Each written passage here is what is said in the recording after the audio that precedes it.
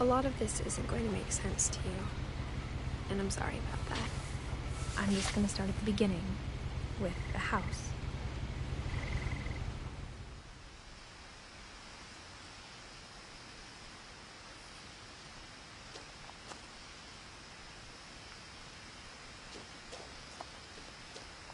My brother Milton disappeared when I was 4. It was like the house just swallowed him up.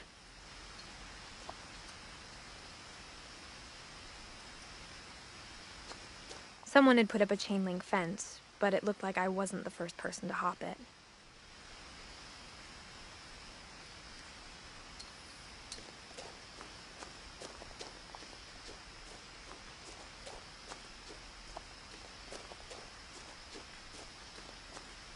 I lived here until I was 11, but I wasn't allowed inside half the rooms.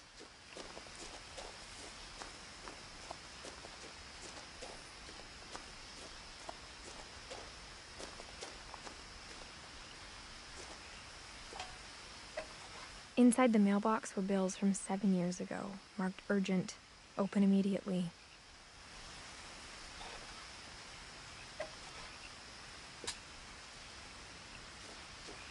I hadn't been back since my brother Lewis's funeral.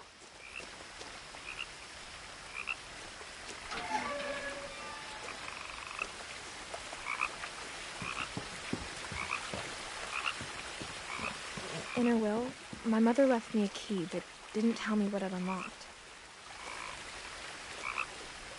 Maybe she thought I'd know. Or she thought that the mystery would be enough to bring me back.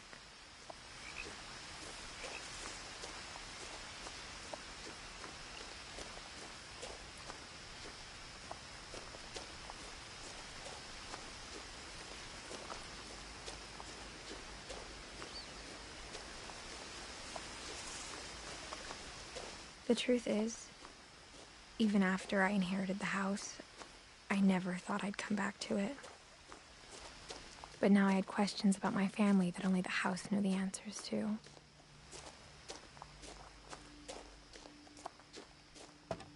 The woods around the house have always been uncomfortably silent, as if they're about to say something but never do.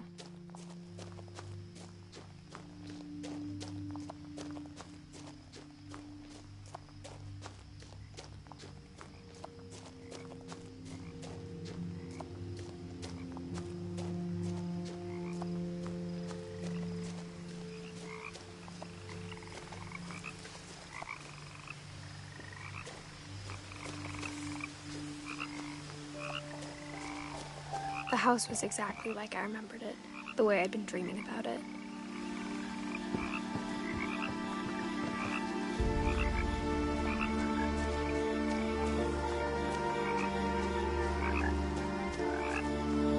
I asked Edith once about the dragon in the pond. She said it had killed her husband.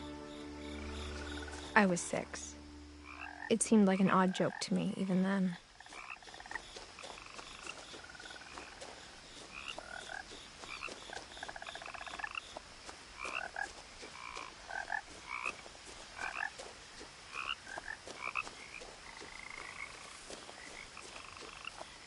As a child, the house made me uncomfortable in a way I couldn't put into words.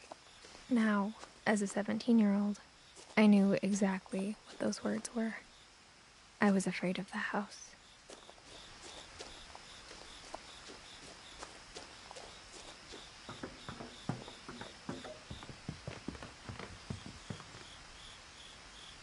I hoped the key might unlock the front door. It didn't.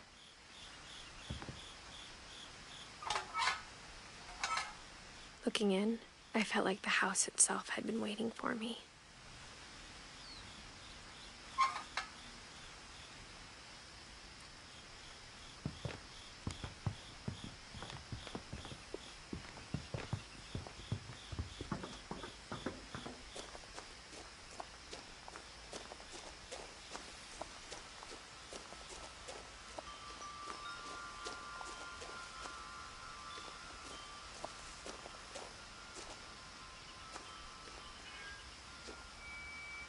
The house felt like it had always been here.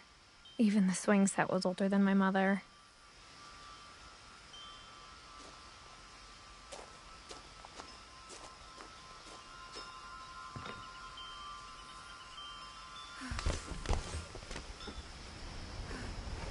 Crawling through the doggy door used to be a lot easier when I was 11.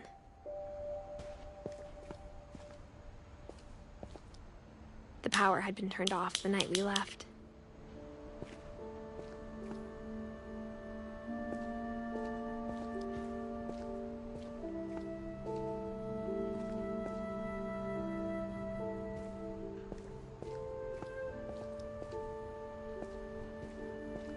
For the first time in years,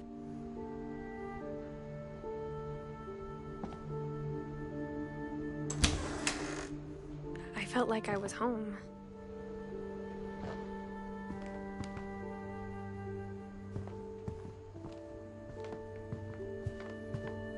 The table was still a wreck from the night we left.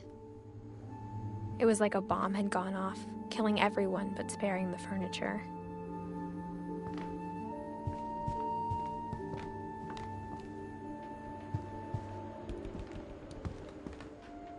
My mom was the only one of us who could imagine Great-Grandma Edie living in a nursing home.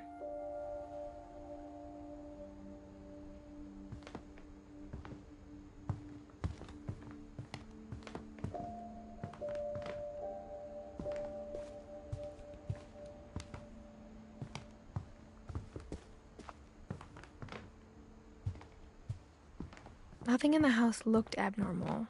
There was just too much of it, like a smile with too many teeth.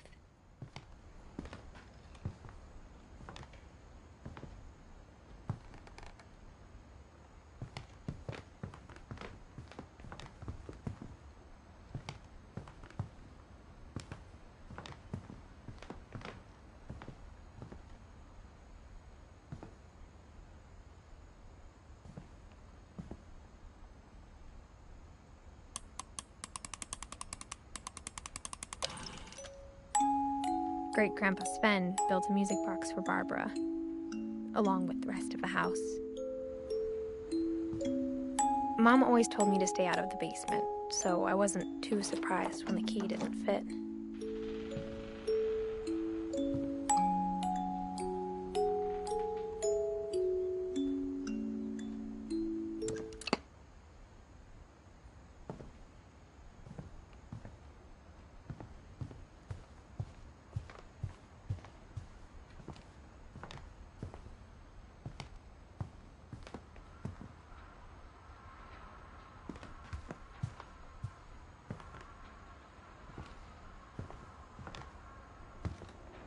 Instead of a family, there were just memories of one.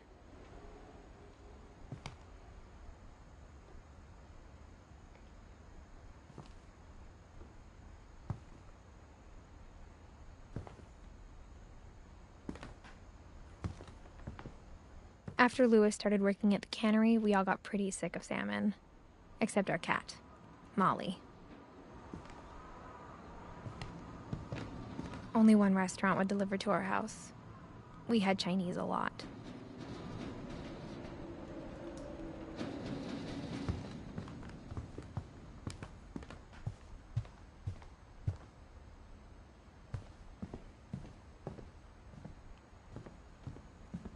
My mom wasn't much of an optimist, but she never stopped believing that my brother Milton was alive.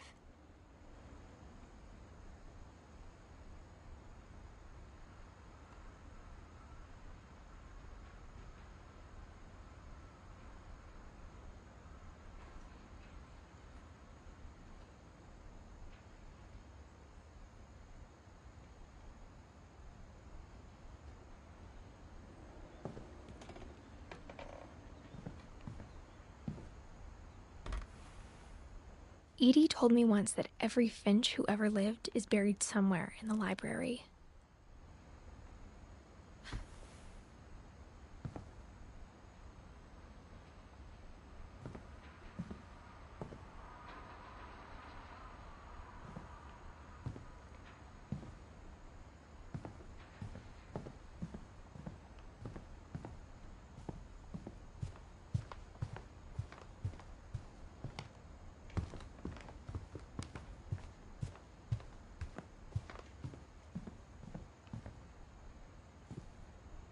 After Milton disappeared, Mom sealed up all the bedrooms.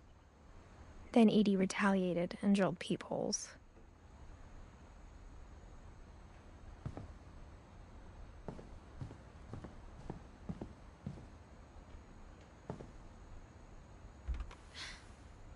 Molly always seemed like a girl I could imagine being friends with, if she hadn't died in 1947.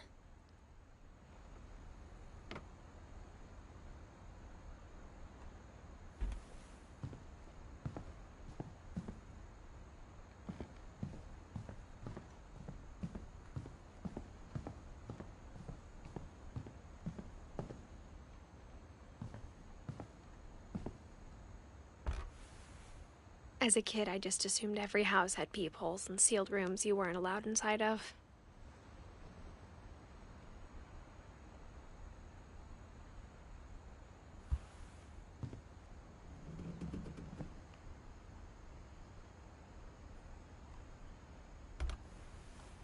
My Grandpa Sam spent 7 years sharing a room with his dead brother, Calvin.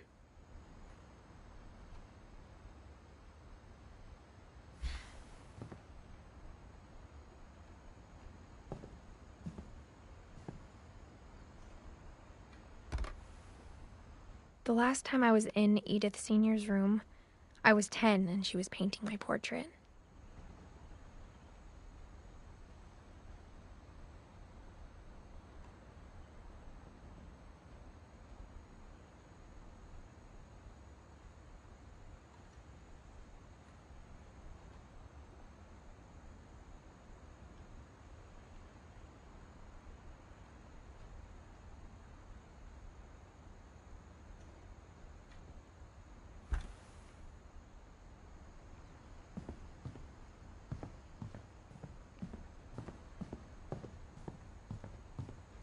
Whenever people ask me about my family, the first thing they always want to know about is Barbara.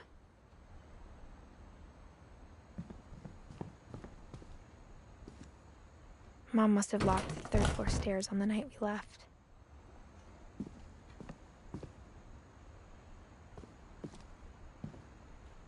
Edie's father, Odin, built the original house.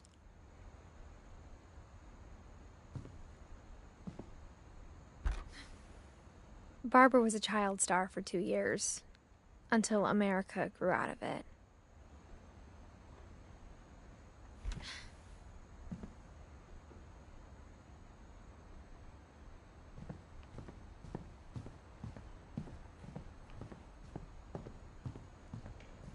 I spent a lot of time playing in Great Uncle Walter's room. I think my mom sometimes regretted not sealing it up. Lewis told me there were secret passages, but I never believed him.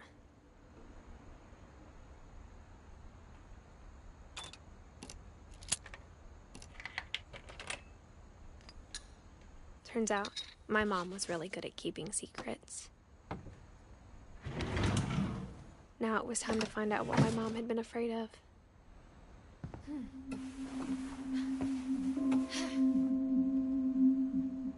From the paintings on the wall, it was clear my brother Milton had been here before me.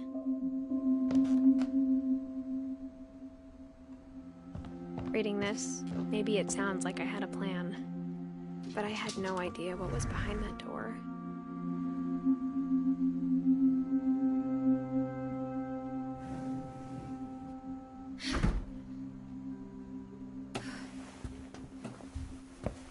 Just like I had no idea where all this was gonna lead. I grew up looking at Molly's gerbil had a tiny bedroom with its own even tinier gerbil cage.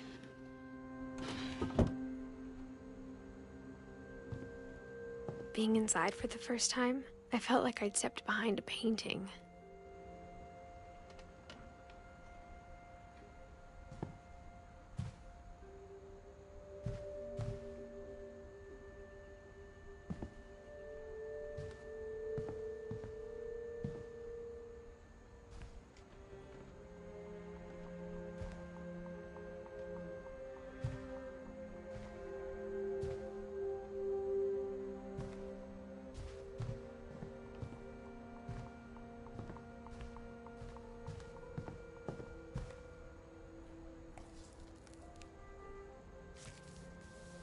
December 13th, 1947.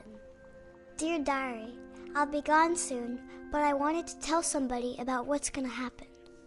It started when Mom sent me to bed without dinner. I woke up and I was starving, so I looked around for something to eat.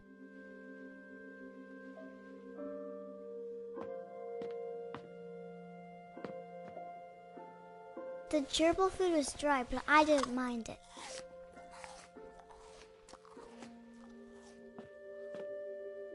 My Halloween candy was all gone.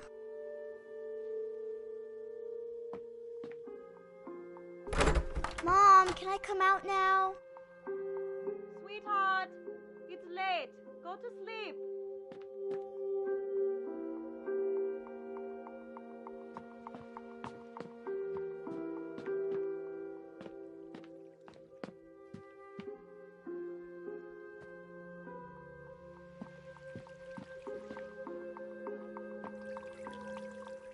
I thought about eating Christopher, but I held back.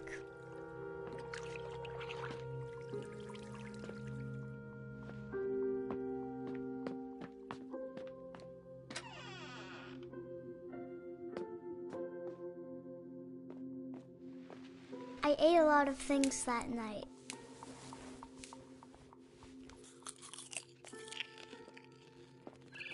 I kept eating and eating.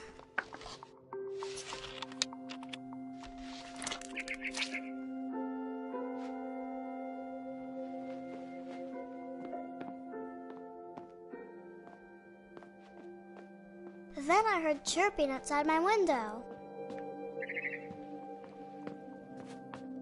It was a barn swallow going back to her nest.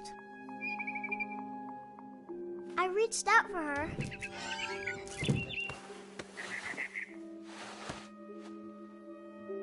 And suddenly, I was a cat.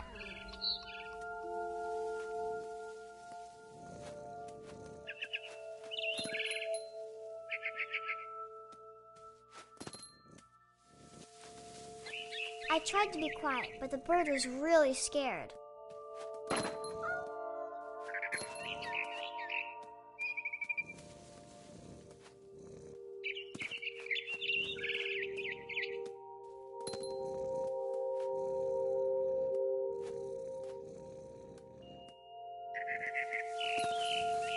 Mom and Dad didn't even look at me.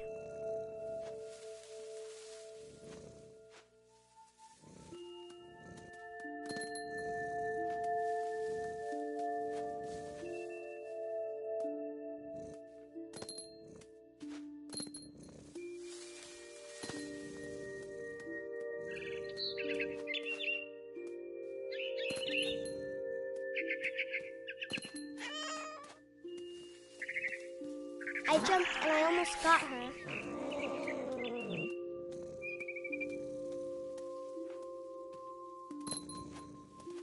I could tell she was getting really tired. Now I was up in the big tree. I promised Dad I wouldn't climb it anymore. All I cared about was eating that mama bird. I gobbled her up. And suddenly, I was an owl. First, all I heard was the wind. Then I heard little teeth nibbling in the grass.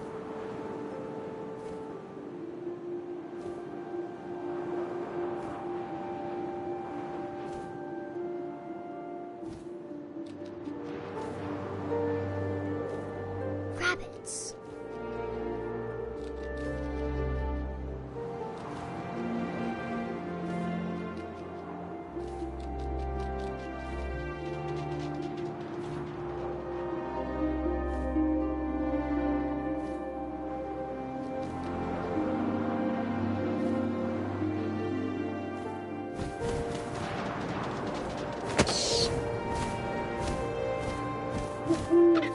I imagined his face looking up and seeing mine through my talons. I swallowed him up, and I didn't chew one bit. Then I flew off to find something bigger.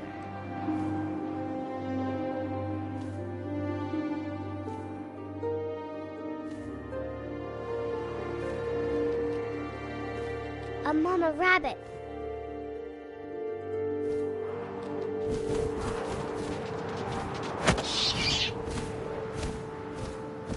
She was almost too big to carry. I started choking, but I couldn't stop eating. And suddenly, I was a shark.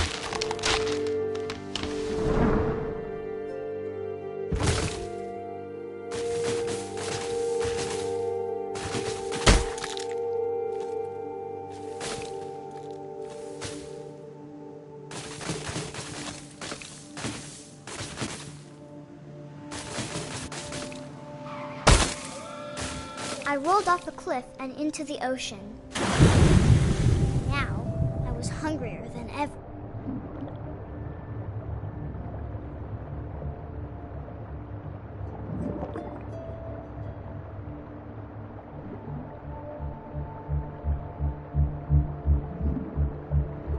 I wanted fat, juicy seeds. I tore off her flipper, and it tasted really good.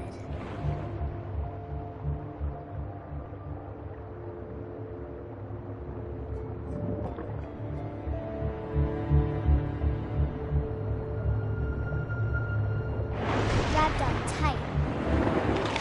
When I was so hungry, I jumped out of the water. When I opened my eyes, everything had changed.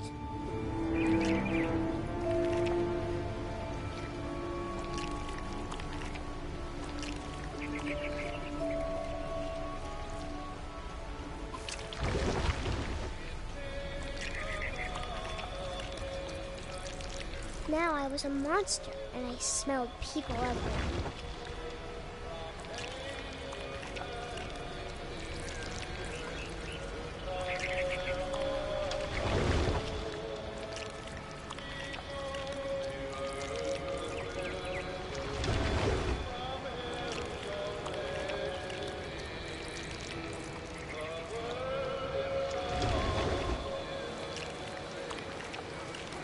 I was big, but I moved real quiet.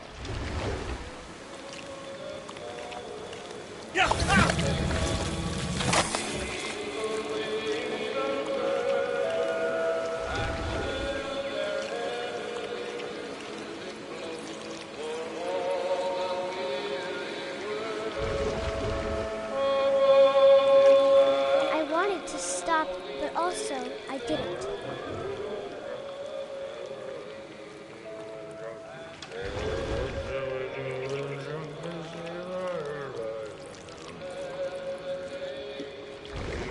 Belly was rusty, his belly was rusty, his belly was rusty, razor.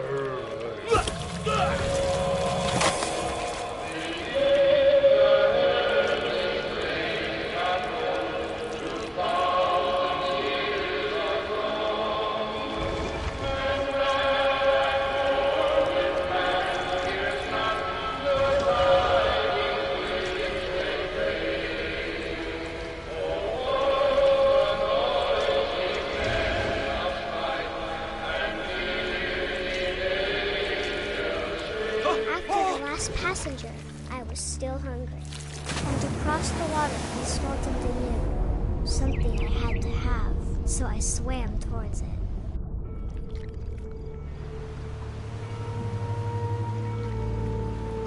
I slithered onto the sand, and the good smell went into an old pipe.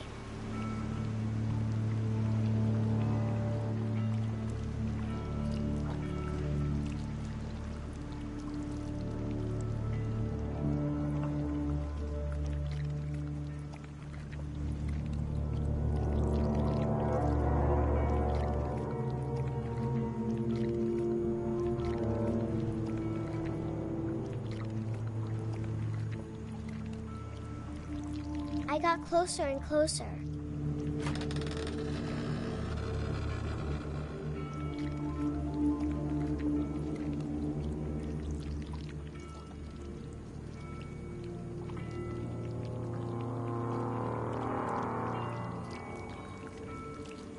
All of my stomach started growling. And suddenly, I was me again. I held my breath for a long time, but I couldn't hear anything. I think it's waiting for me to to fall asleep. But it's not going to wait much longer. It needs to feed, and we both know I will be delicious.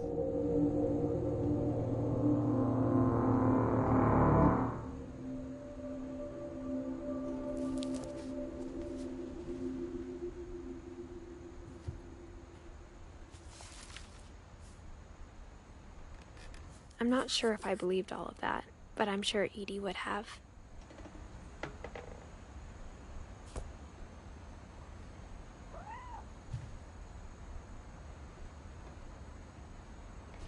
I got the sense Edie had spent a lot of time here, before my mom sealed the doors.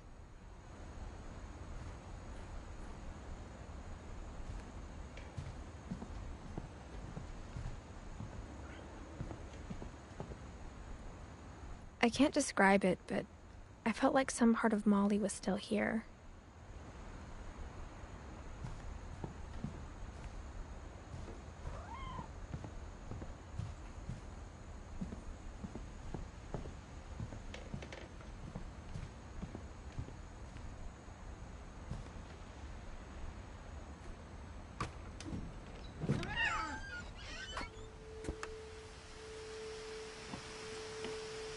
This will be obvious later, but my mom never told me any of these stories.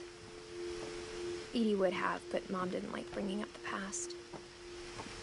Though, when we adopted a stray kitten, she was the one who named it Molly.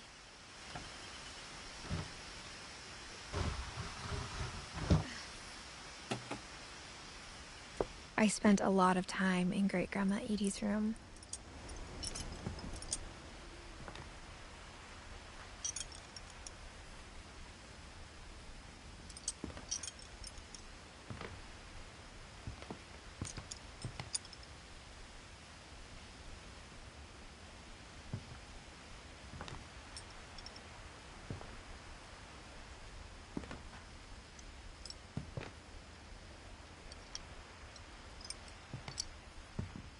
Louis died a week before we left, but Edie had already started to memorialize him.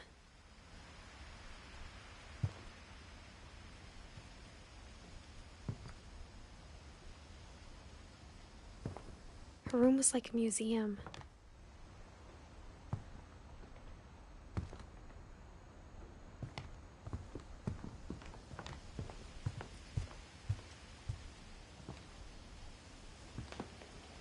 One summer, they evacuated the island, but Edie refused to go. For a few weeks, she was a celebrity. I hadn't thought of myself as Edith Jr. for a long, long time. Edie gave a big interview about a mole man living under the Finch house. My mom was furious.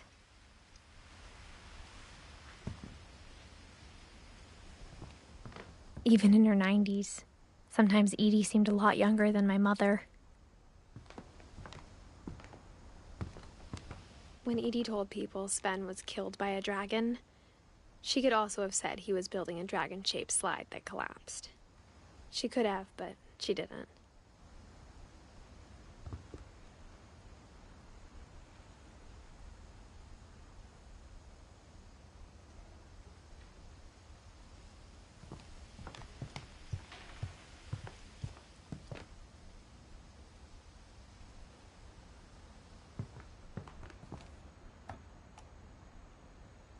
For 500 years, the Finches have been famous throughout Norway for their fortune and misfortune. Odin Finch buries the latest victims of the family curse, his wife Ingeborg and their newborn son, Johan. On January 7th, 1937, he set sail with his family and his house, hoping to leave the curse behind. But 40-foot waves off the coast of Washington send the house and Odin to the bottom of the sea. Odin's daughter Edie, with husband Sven and baby Molly, step ashore on their new home, Orcas Island. Odin Finch is the first to be buried in the new family cemetery. His daughter Edie is already dreaming of a new Finch house.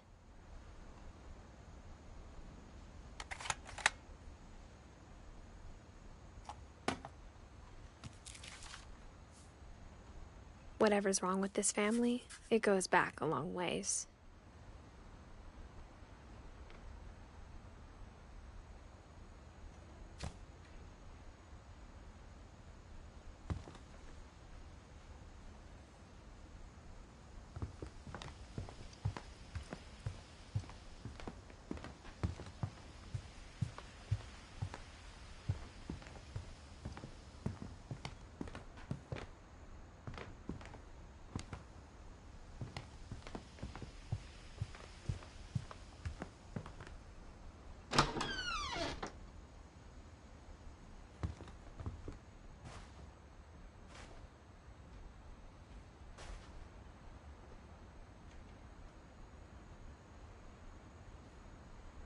The only trace Grandpa Sam's first wife, Kay, left on the house was the pink bathroom.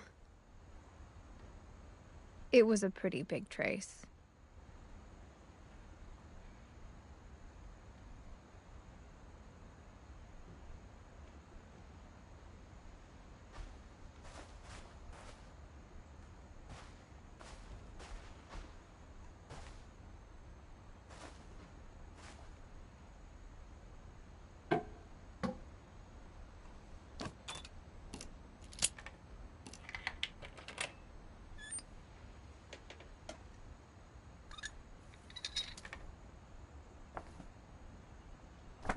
There's a secret in this bathroom.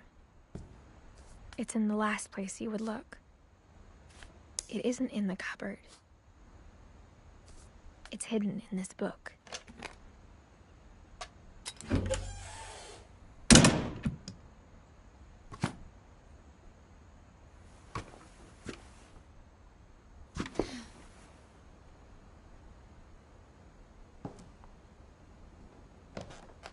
Sven gave Sam an old camera he'd refurbished. He never put it down.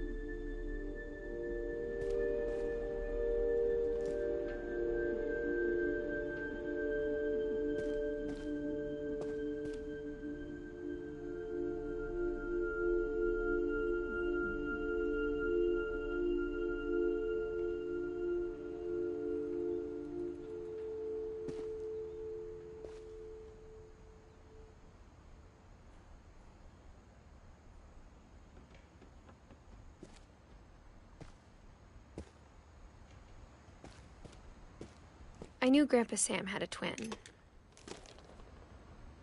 and that he never talked about him.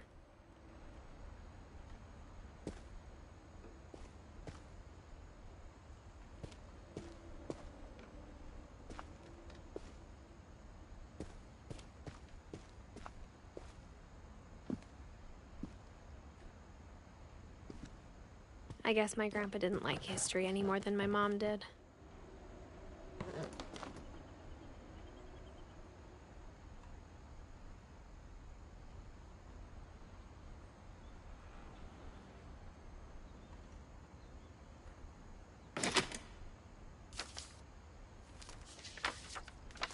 How I Want to Remember My Brother by Sam Finch. The thing I remember is that when he made up his mind, that was it.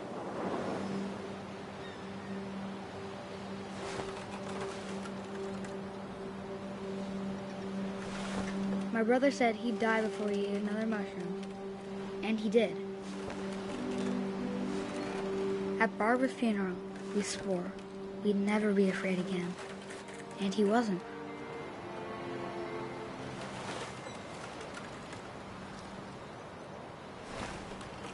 I think Calvin always wanted to fly. Sam! Calvin! Dinner's ready! Coming! But that day, he finally made up his mind to do it. I told him going around was impossible. Maybe if I hadn't said that, Calvin! I'm not gonna tell you again! maybe if the wind hadn't picked up,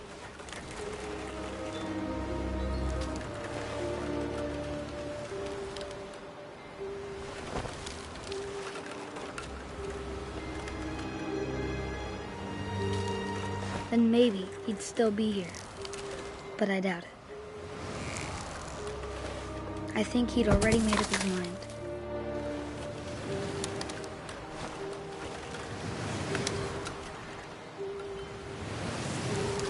That's what I want to remember about my brother.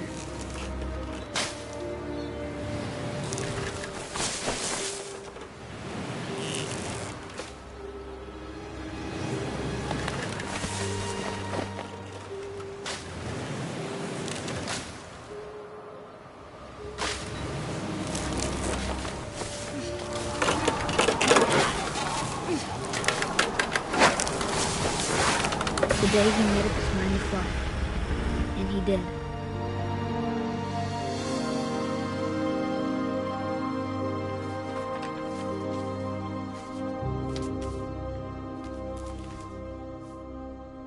Calvin's story felt strangely familiar. When I was younger, I remember trying to do the exact same thing.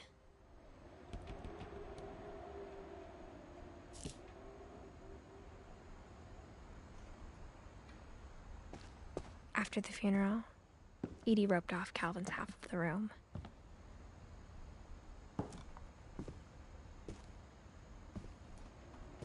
Mom said Grandpa Sam enlisted at 18 and never set foot in the room again.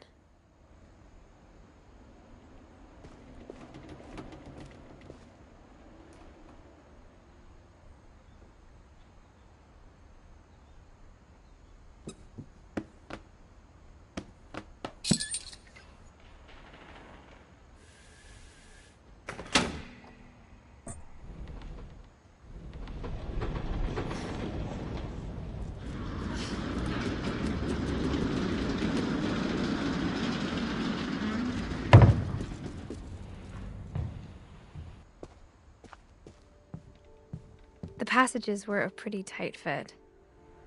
They'd obviously been built for smaller hands and bellies.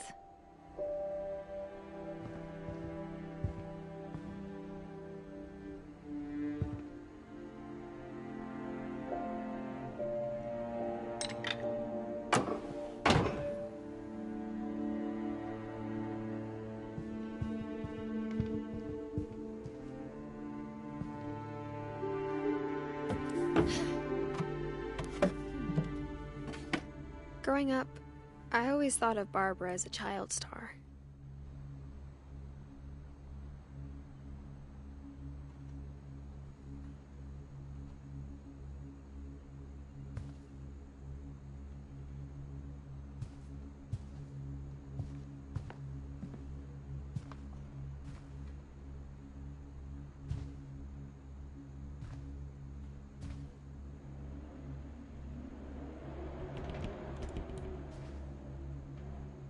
I never thought about how hard it must have been for her afterwards.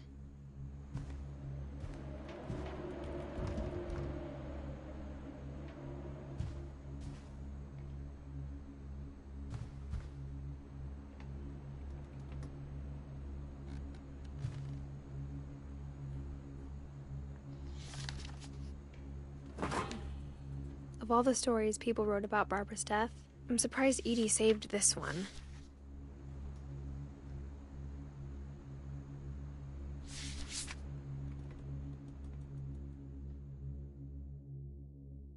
Old Jack here with another ghastly tale inspired by America's most unfortunate family.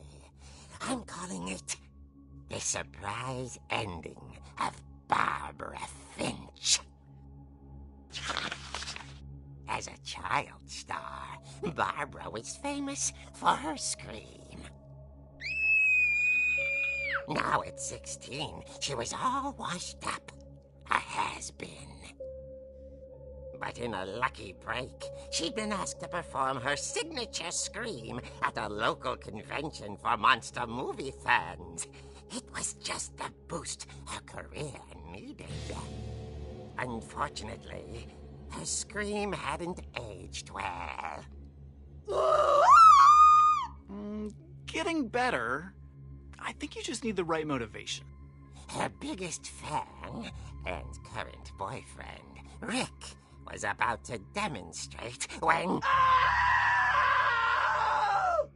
Now that was a great scream. It was Barbara's father, Sven. He'd slipped into a table saw and had to be rushed to the emergency room. So Barbara got stuck babysitting her youngest brother, Walter. Her convention comeback was cancelled. Okay, I'm hearing frustration, but I'm not hearing terror. What if I tried... A gang of hoodlums in Halloween masks have been terrorizing Orcas Island tonight. Police are urging residents to... That came from the basement. You're right! Also, I loved your delivery on that. Why is your basement door locked? Because my dad likes making puzzles and secret passages. There's a key hidden in the music box.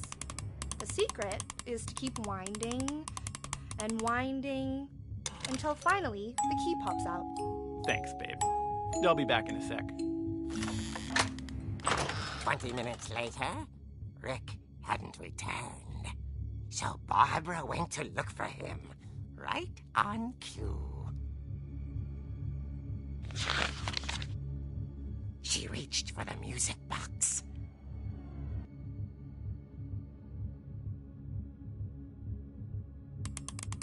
And as she wound the key, she listened for Rick, but the house was silent.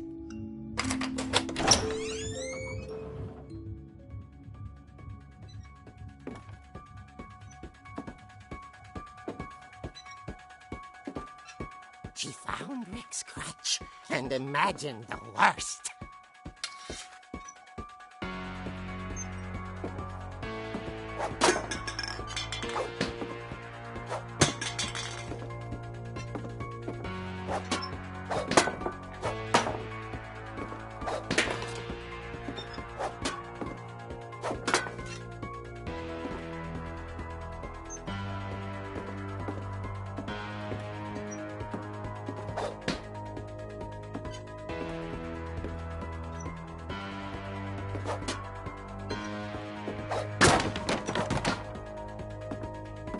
The gang's leader is the infamous Hookman killer, Dr. Carl Hamill, who impaled and then ate his family 10 years ago tonight.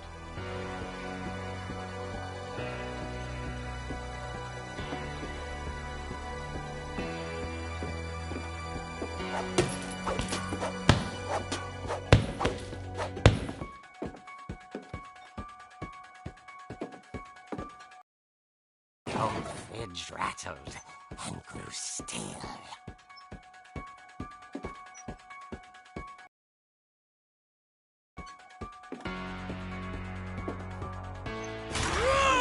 Oh dear!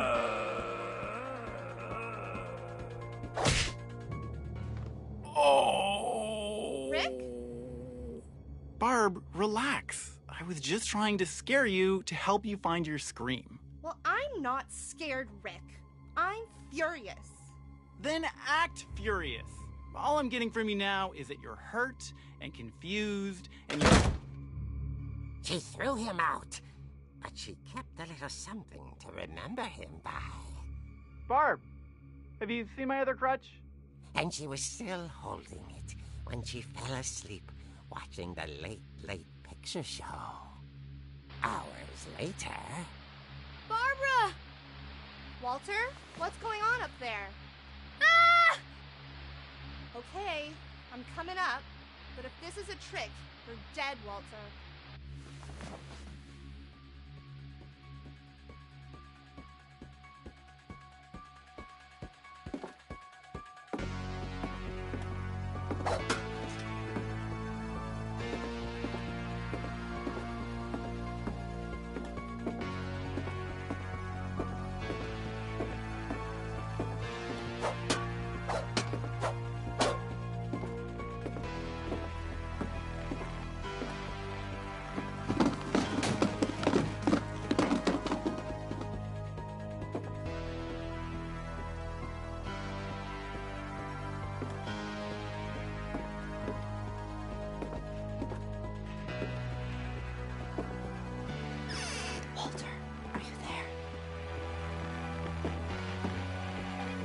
Walter had vanished, but his bedside radio was still on.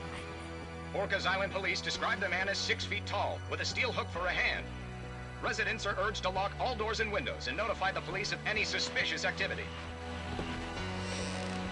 Barbara turned, saw the hook man, and was speechless. He was quite smashing. And whoever he was, he couldn't get enough of Barbara. Okay, Barbara, there's gotta be another way out of here.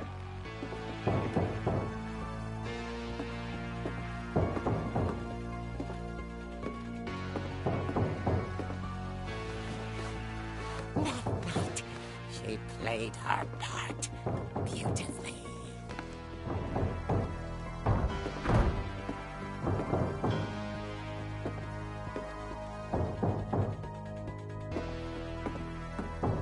Molly's door hadn't been opened in years. The hinges groaned.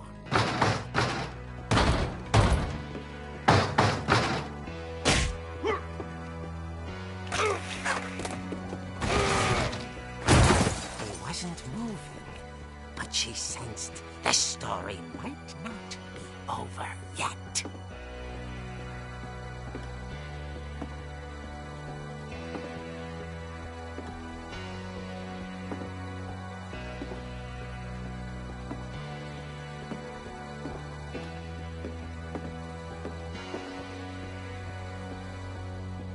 The hookman had vanished. She listened for his breathing, but all she heard was...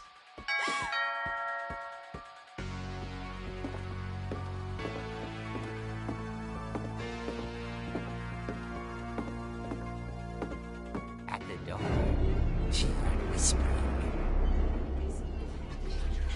It was coming from inside the house.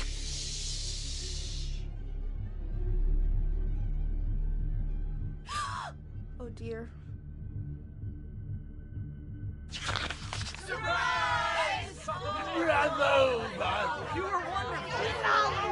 The monsters had come to surprise her. For Barbara, it was a dream come true. Then she saw what kind of monsters they were, and she realized what was about to happen. She was going to be famous. And with her final breath, Barbara Finch gave the performance of her life.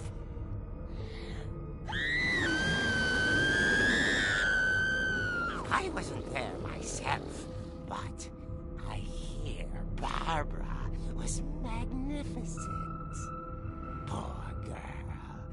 She had a taste for stardom. But unfortunately, so did her fans. Of course, the police blamed it all on poor Rick, who disappeared the same night. And little Walter? Hiding under his bed the whole time. He took it all pretty hard, but that's another story.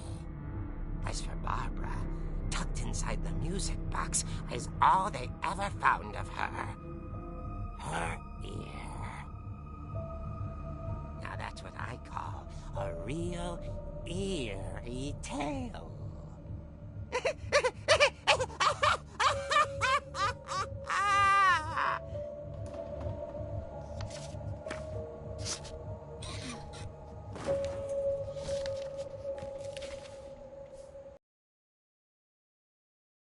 to be remembered, as absurd as that comic was. Maybe what Edie saw was a happy ending.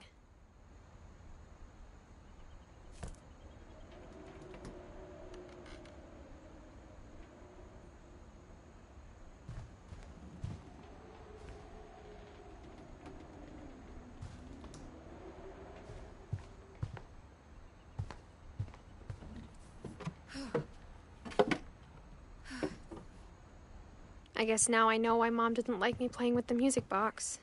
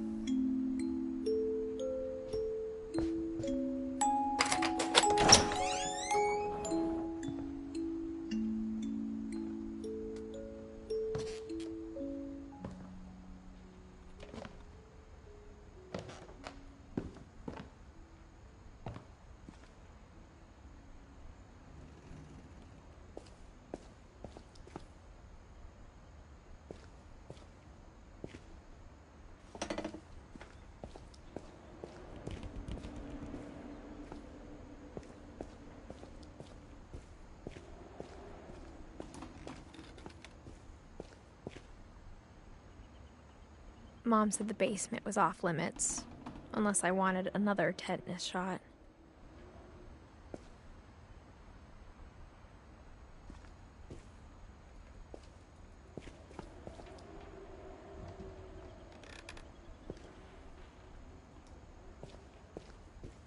I saw Edie sneak down to the basement once, carrying packages.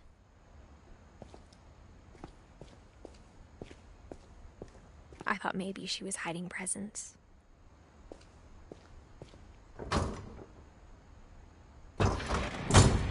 It turned out she was hiding a lot more than that.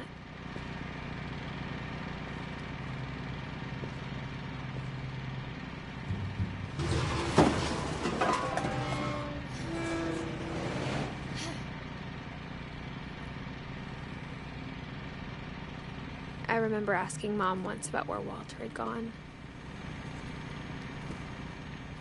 She said after Barbara died, he got as far away as he could.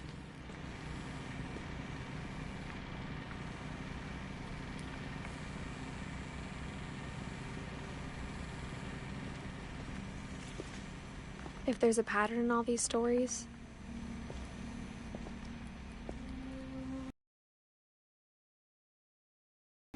I think it's that none of us has gotten very far.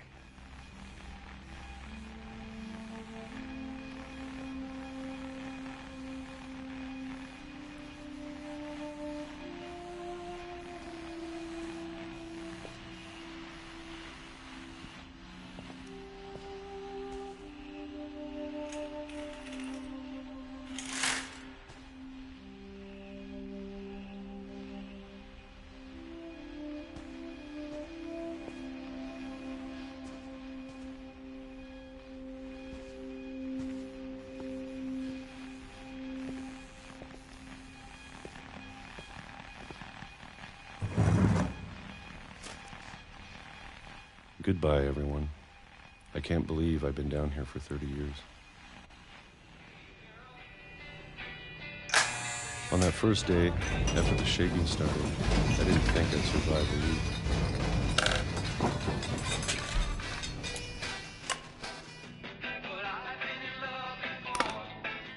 But after a few days, I settled into a routine. That's what kept me sane. Having a schedule, living for today. I always expected to be dead tomorrow. But if you wait long enough, you get used to anything.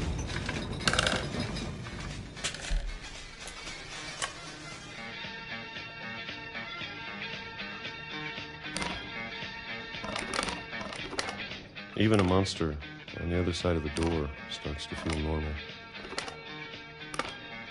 Almost friendly.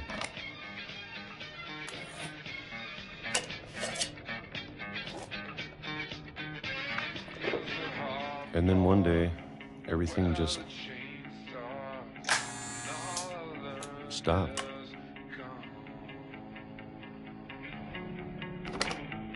Whatever that thing was, it was gone. Maybe it got tired of waiting. Or maybe I just got tired of being afraid.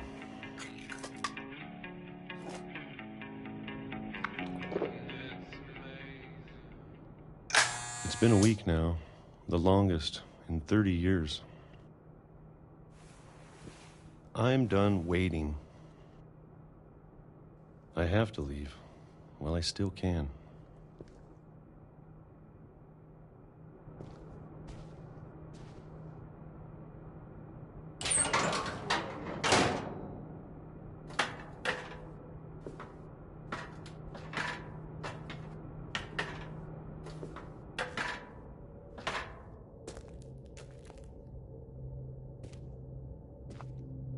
I know it's out there somewhere. Whatever killed Barbara and Molly and Calvin. Maybe this is all a mistake. But I need to stop living the same day, even if it kills me.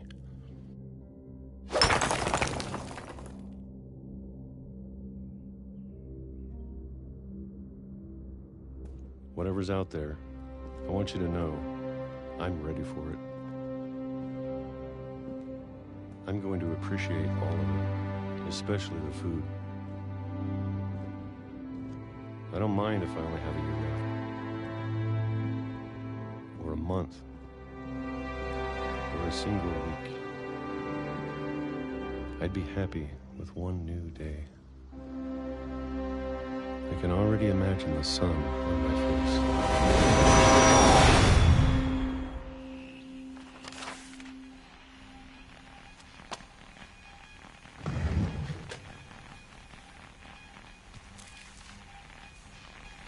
Walter died when I was 6. I can't believe my mom never told me he was down here.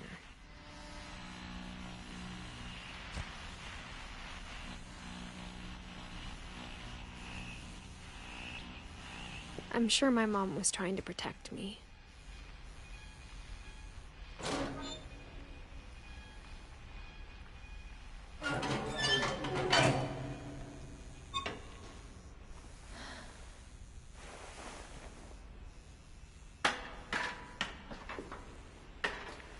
Maybe she was afraid I'd end up like Walter.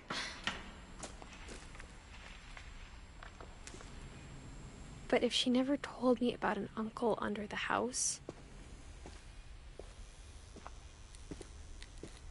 I can only imagine what else she was hiding. I don't want to make the same mistakes she made.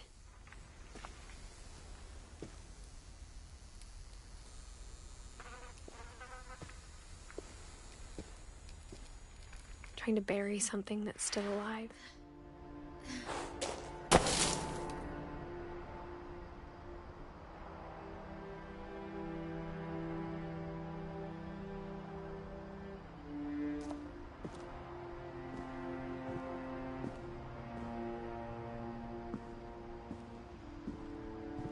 Now that there's only one of us left, or maybe 2, I thought it was time I heard the stories for myself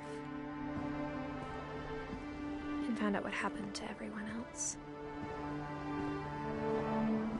But now I'm worried the stories themselves might be the problem. Maybe we believed so much in a family curse, we made it real.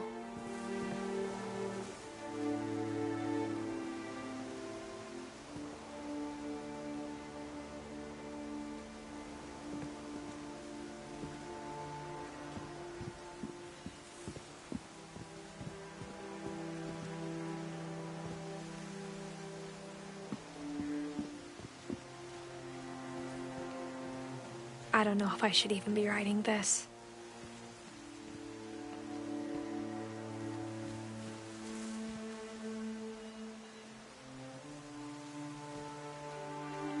Maybe it'd be better if all this just died with me.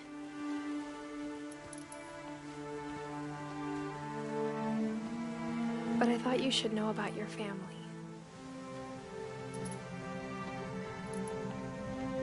And the history you're a part of.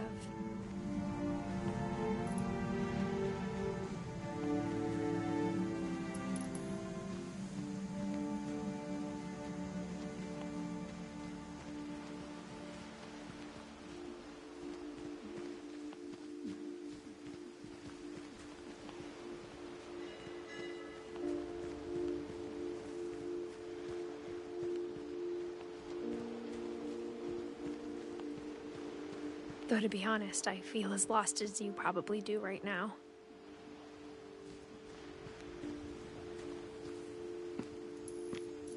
I think the people in these stories believed them, for what that's worth.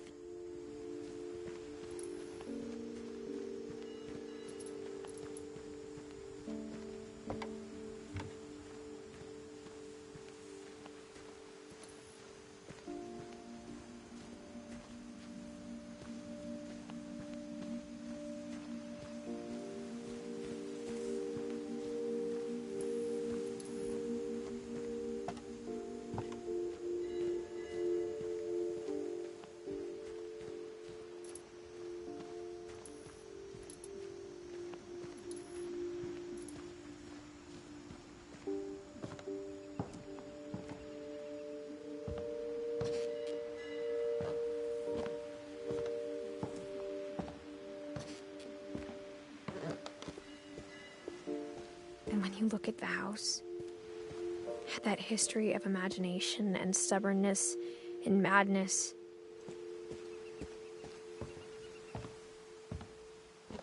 any of it seems possible.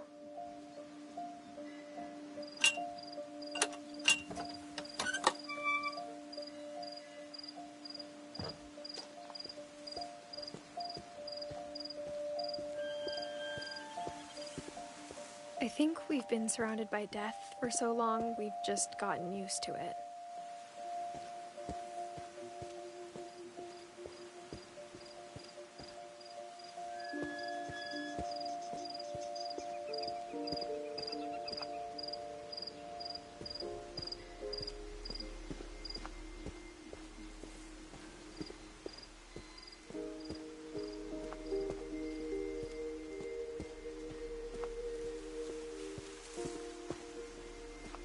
What kind of family finishes building a cemetery before starting the house?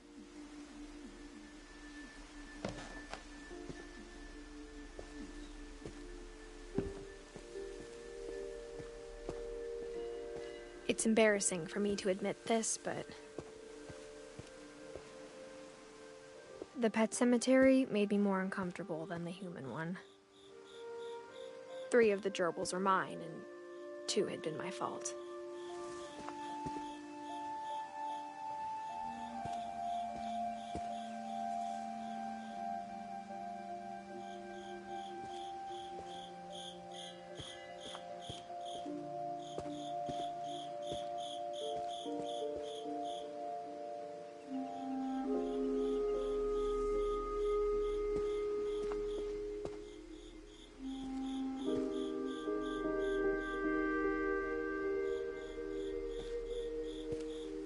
Sven built the house, but it was Edith who designed the cemetery.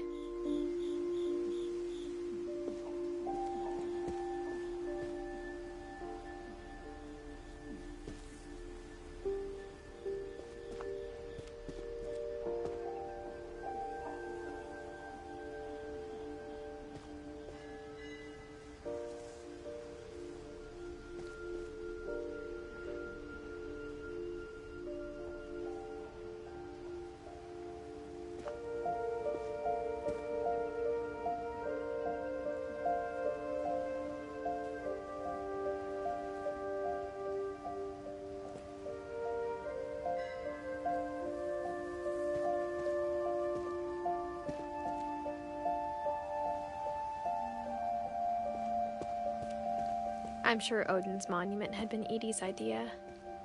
My mom was always trying to move on, but for Edie, the past never went away.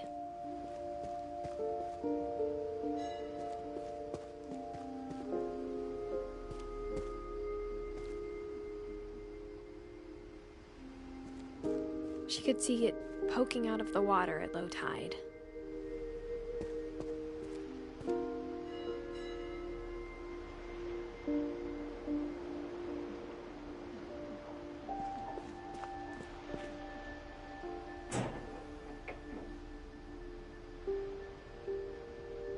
Edie said she dreamed about the old house every night.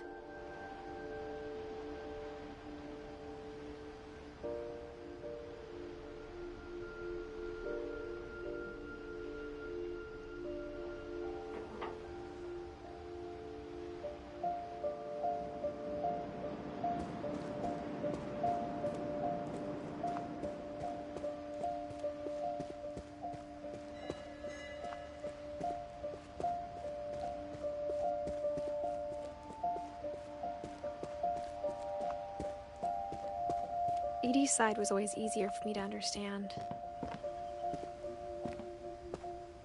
But the older I get, the more I can see where my mom was coming from. Her dad had been pretty strict, but it wasn't enough to save her brothers. She was just trying to do better.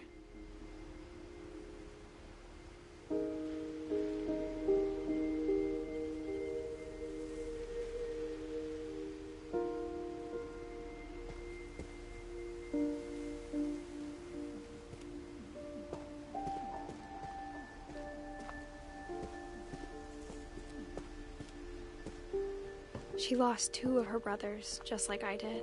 I get why she tried so hard to protect us. We never found Milton's body, so my mom insisted we were putting up a monument, not a tombstone.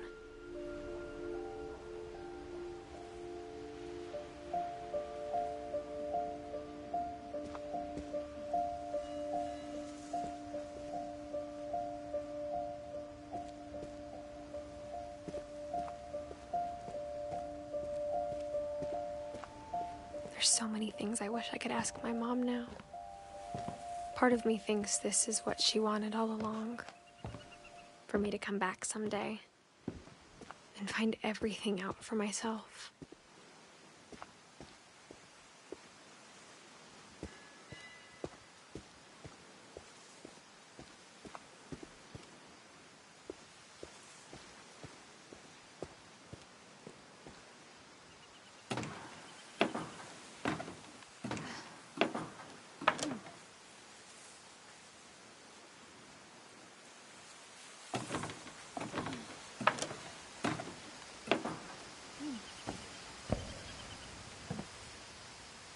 But looking back on it now,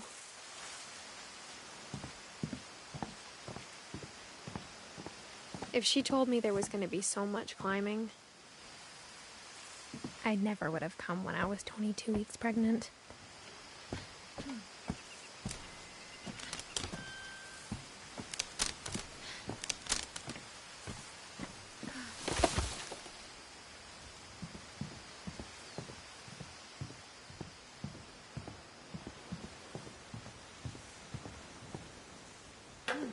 I never met Grandpa Sam, but I think he and my mom had a lot in common.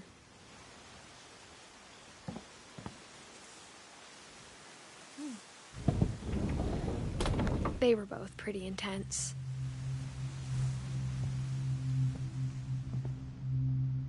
Sam spent his life shooting photos, but Mom said he got nervous being in front of the camera. I guess we're all afraid of something.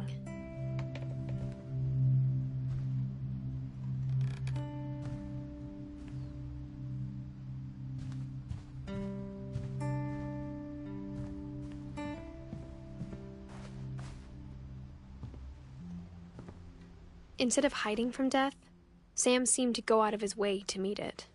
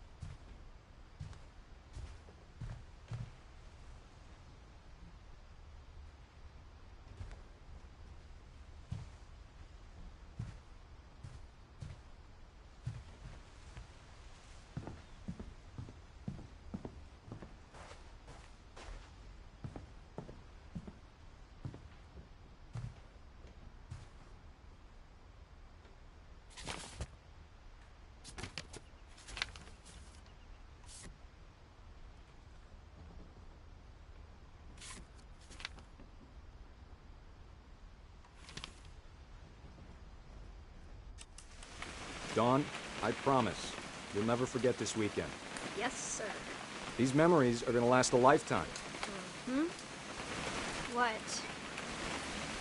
Am I gonna have to shoot anything? It's a hunting trip, Dawn. Shooting is strongly encouraged. Perfect. It's gonna rain the whole weekend, isn't it?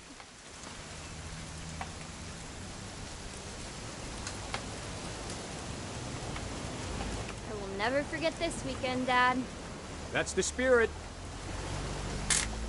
Okay, got it. I'm gonna take some pictures, okay? Just be careful. That camera's older than you are.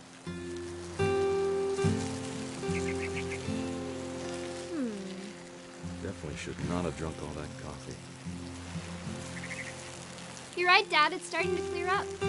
Still freezing, though. Nothing quite like being outside. Hey!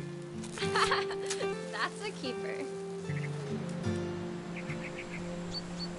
I'm just saying, I'm not always gonna be here, Don. You'll need to remember this stuff, if you want to survive.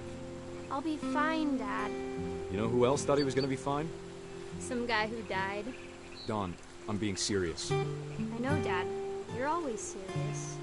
Doesn't being out here make you want to chill out? Well, to tell you the truth, I haven't been out here in 20 years.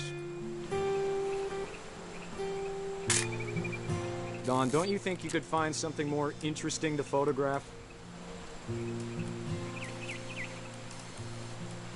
Dad! Good eyes, Don.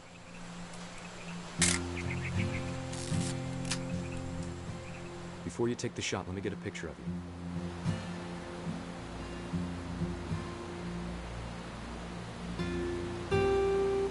Dad, I... Just breathe. Turn off your imagination. Focus on your target.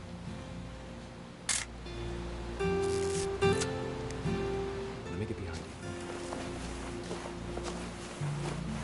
Do I have to do this? Dawn, you don't have to do anything. But if you want to survive, you'll need to be strong.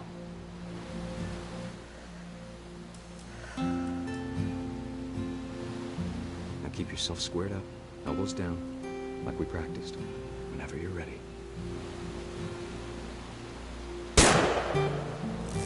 Great shot, Dawn!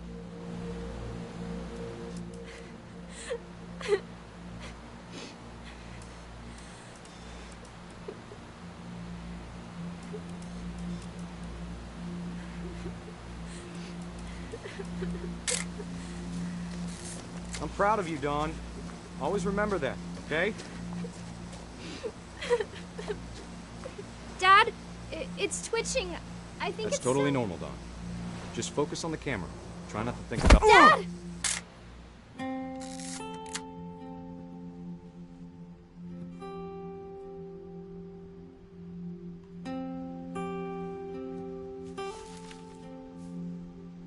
Of all these stories, that's the one I wish most that my mom had told me.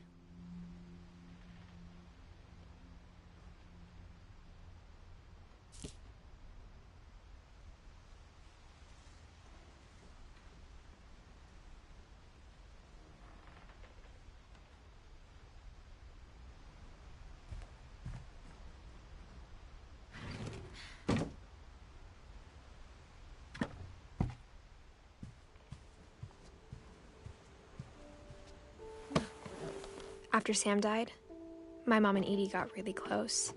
They'd both lost a lot.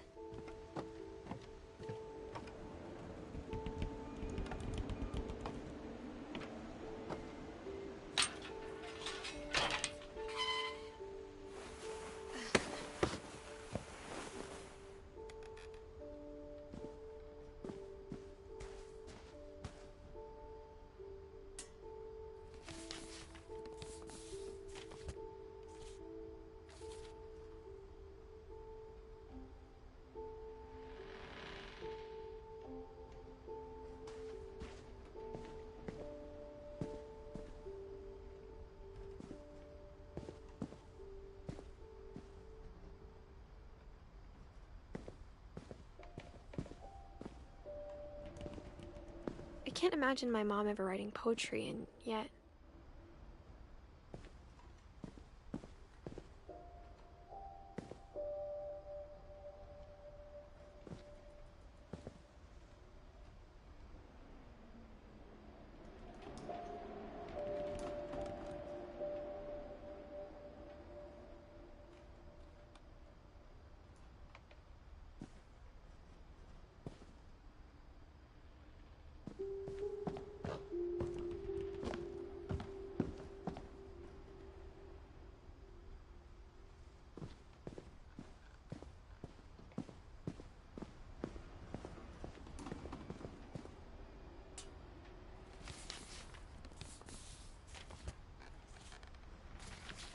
Dear Kay, do you remember the way Gregory used to laugh when he thought he was alone? Like something funny was happening, but only he could see it. I think he saw things the rest of us don't.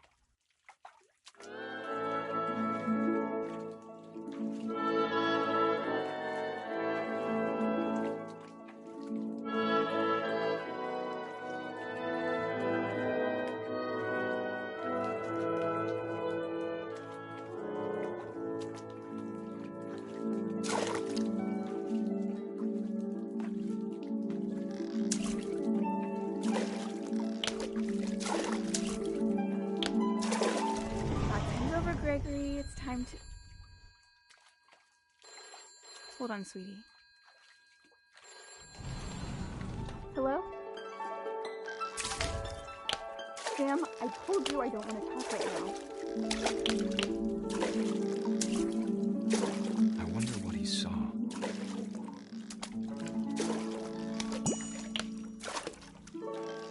What his world was like.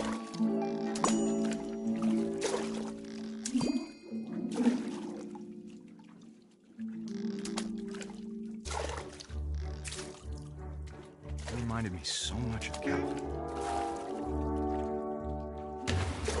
Lost in his imagination.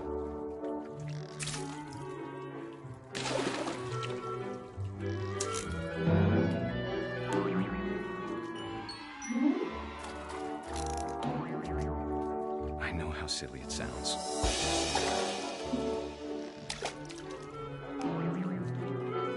But I worried about a baby being too happy. I can feel him slipping away. Sorry about that, Gregory. I know you did everything you could. Maybe if I hadn't called that night. Damn it. Hold on, I don't want Gregory to hear this. I wish he could have told us about the world he saw.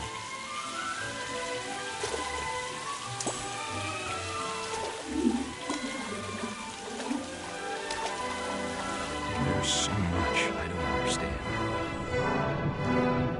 about Gregory, about everything.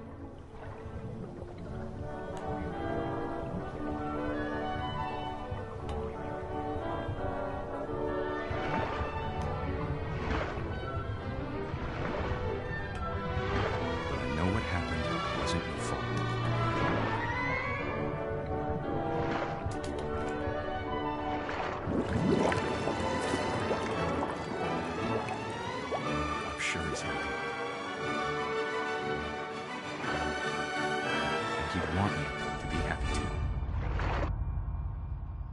Good luck, Kay. Love, Sam.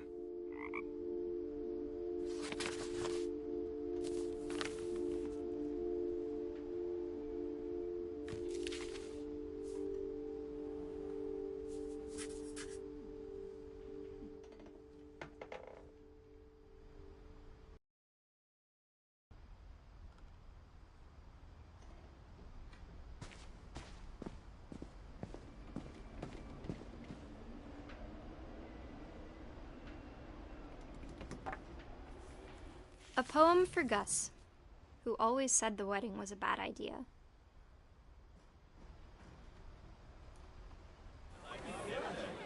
Our father never hit us kids, at least not very hard, before the day my brother said with teenage disregard that he'd be dead before he'd see a wedding in our yard.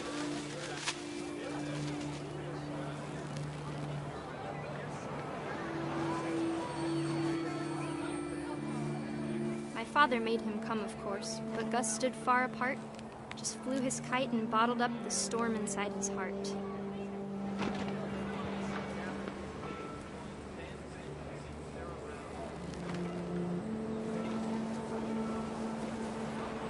I tried to talk him out of it, but though he'd never met her, we don't need a stepmom were the words that I now remember. pronounce you husband and wife. You may kiss the bride.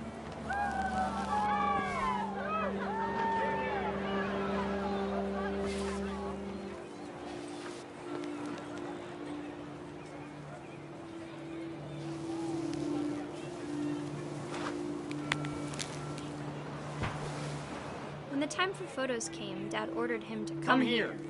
But Gus declined, and as a sign held up his middle finger.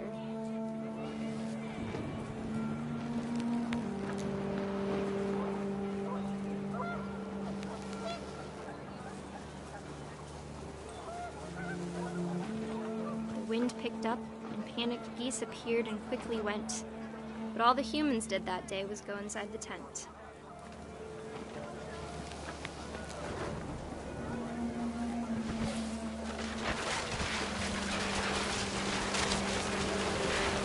The rain came down in buckets then, but no one seemed afraid that nature might destroy the tent our dad had crudely made.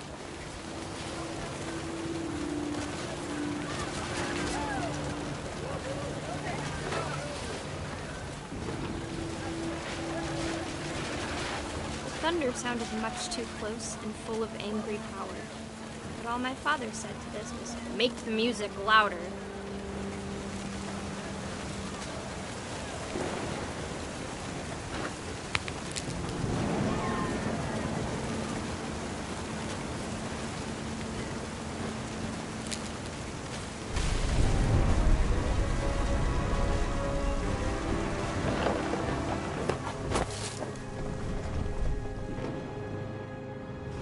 I wish that I could truly say I thought about you on that day.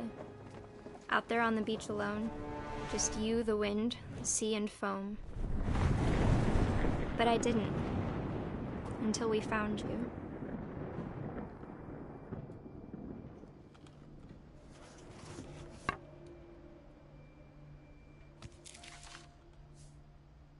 She never talked about him, but Mom told me once if I was a boy, they were going to name me Gus.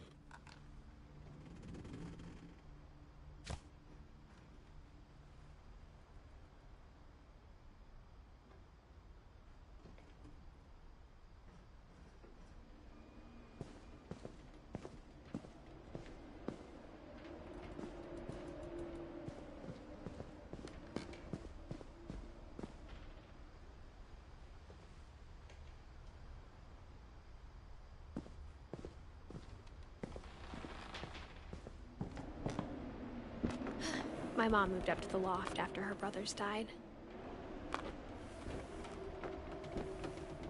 At the time, it was as far away as she could get.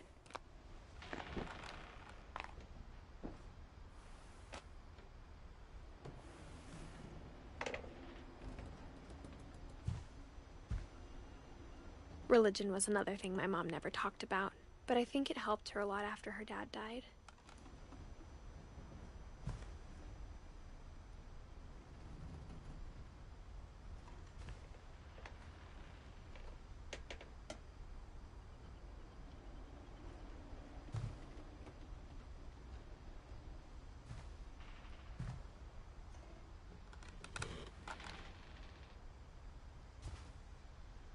She spent a summer building houses in Calcutta, where she met my dad, Sanjay.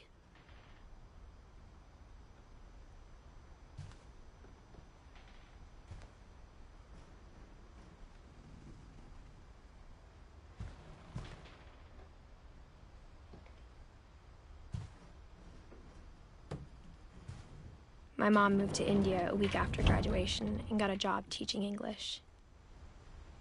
Louis was born a year later.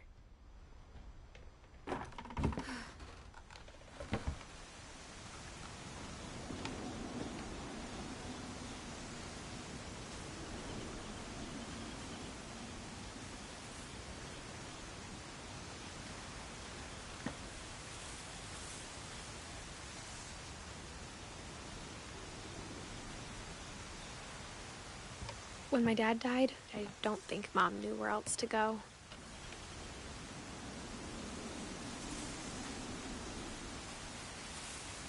I'm sure Edie was happy to have her back. And to see kids in the house again.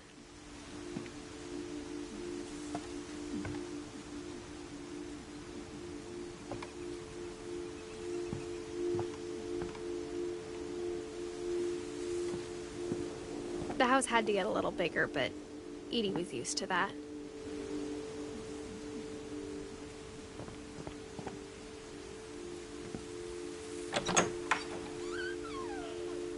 And for a while, things were good.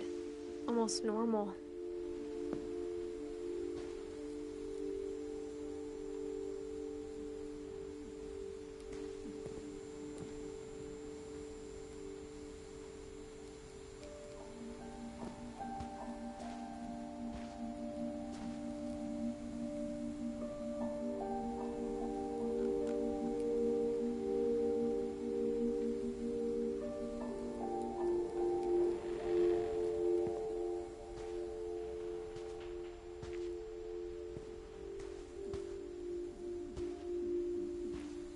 But it didn't last.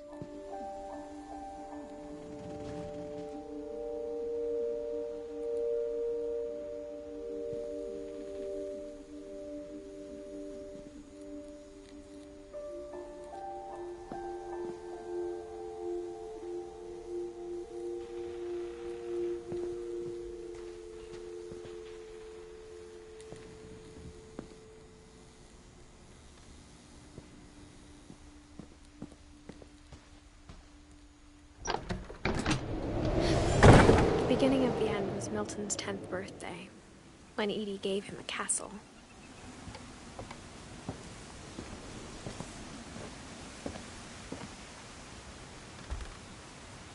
After Milton disappeared, the only thing he left behind was a room full of paintings.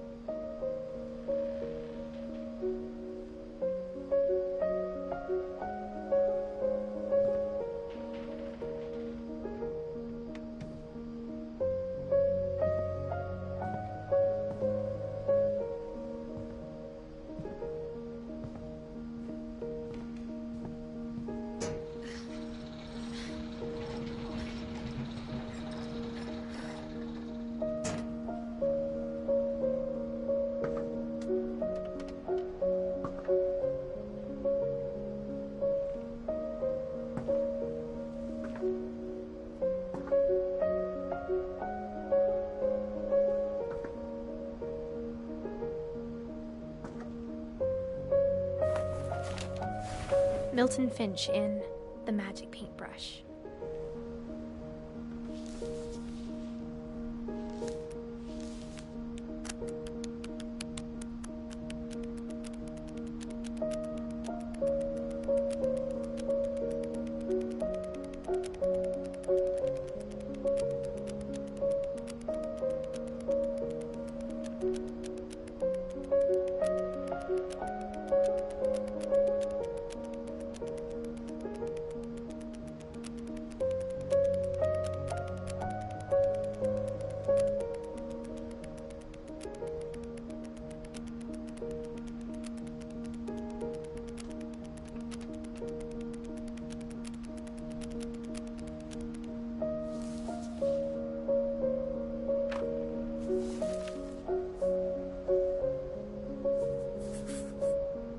I was 4 when Milton disappeared.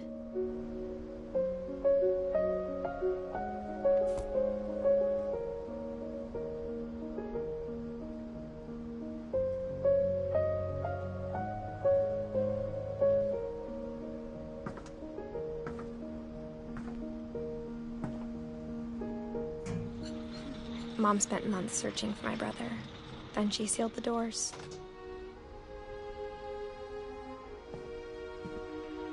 Whatever Milton had found in the house, Mom didn't want it getting out.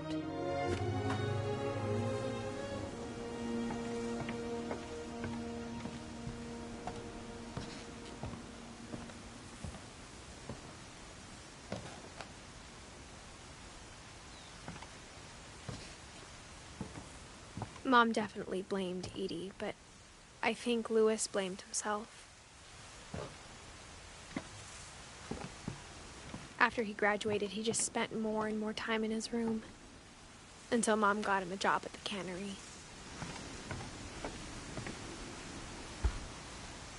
Everyone always told me to stay out of Lewis's room. Except Lewis.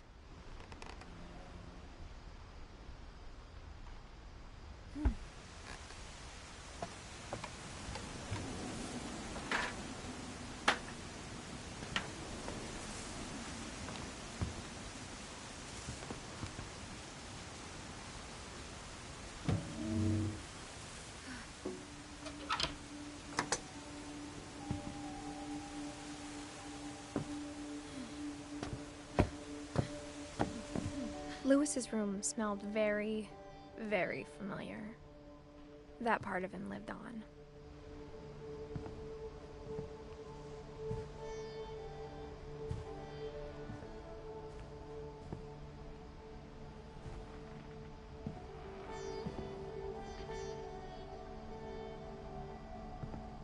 Lewis and I spent a lot of time playing games together, but he was surprisingly bad at them.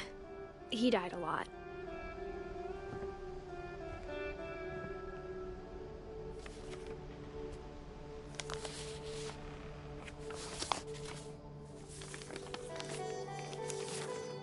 Dear Mrs. Finch, as Lewis's psychiatrist, I can understand your desire for an explanation.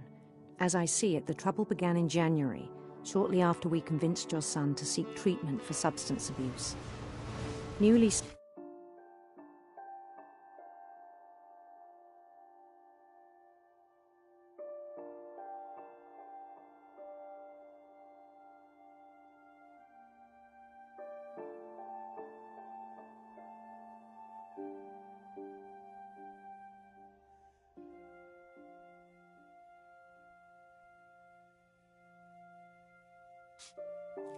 sober, I believe Lewis first noticed the monotony of his daily life.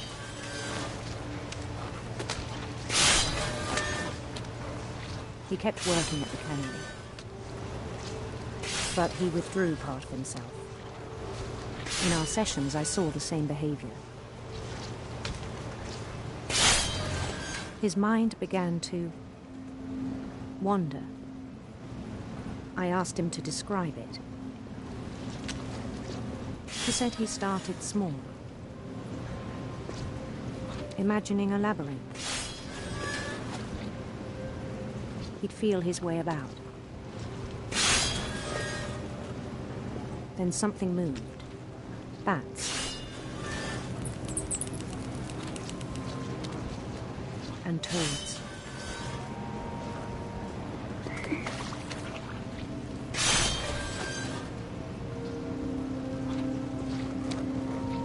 And things that have not names.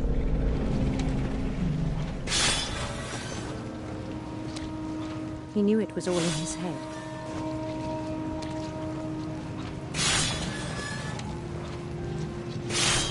But he took it very seriously. I had hoped he'd find himself.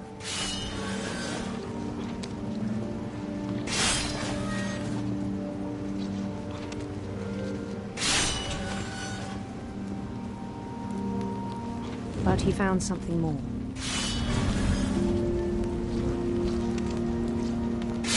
I worried about him then. Daydreaming at the cannery. I spoke with his boss. But he said Lewis had become a model employee. Methodical, tireless, focused.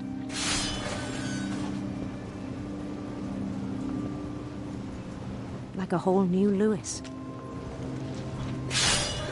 So I let him go on.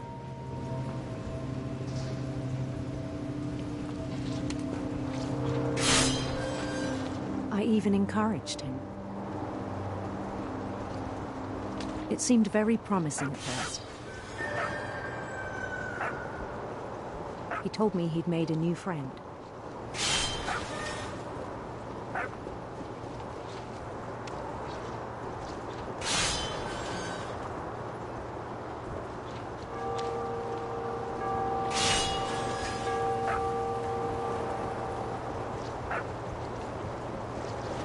on the edge of a city he named Louis Tokyo. He built the city up slowly, brick by brick. Then he made musicians.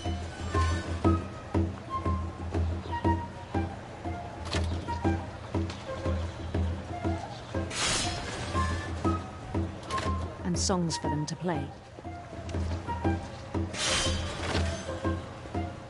He talked about starting a band.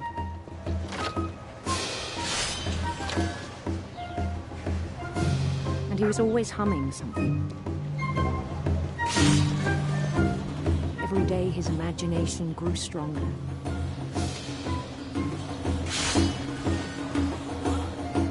He no longer spoke at the cannery. But his chopping was as reliable as ever.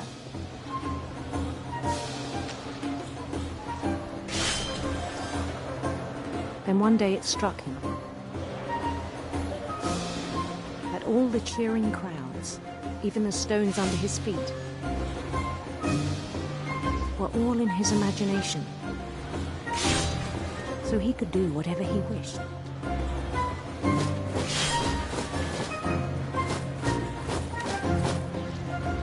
He held an election for mayor. And he won.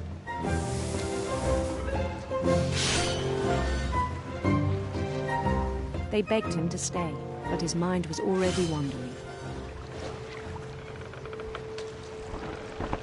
It became a game for him.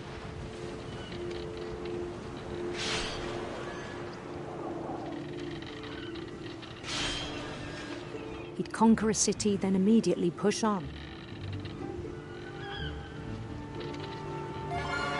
New Louisville.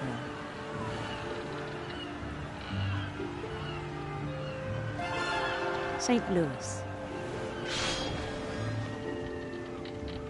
He started drifting away from our reality.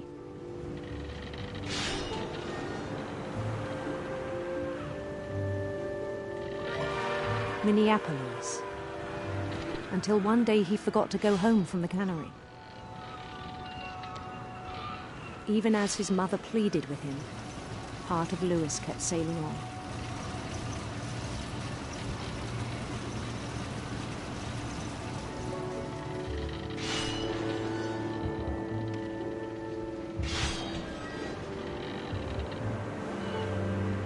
In Louisburg, he heard rumors of a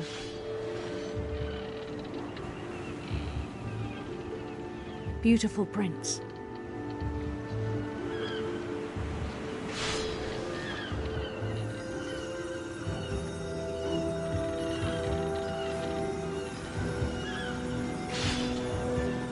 The prince was on his own quest for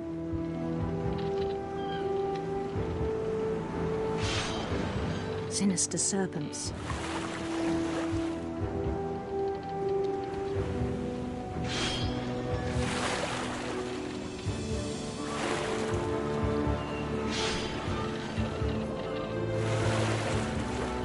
He followed the sound of his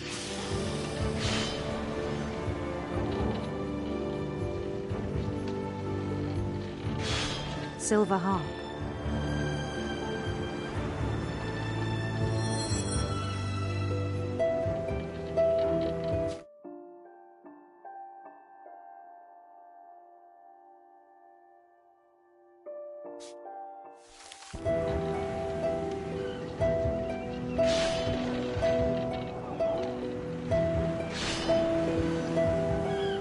His chase led him to a golden palace east of the sun and west of the moon.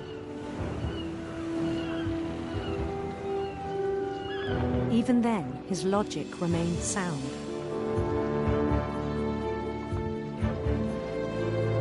He knew the world was all in his imagination.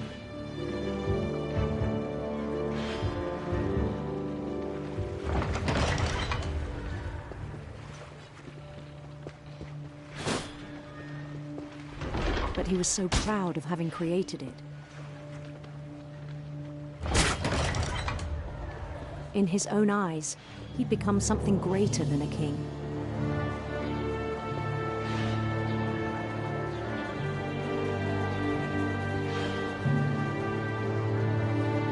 For someone who'd never known success in the real world, I think it was overwhelming.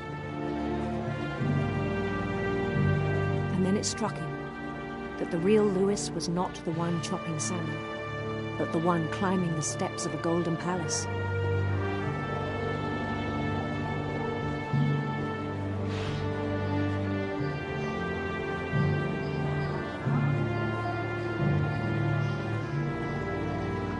My imagination is as real as my body, he told me.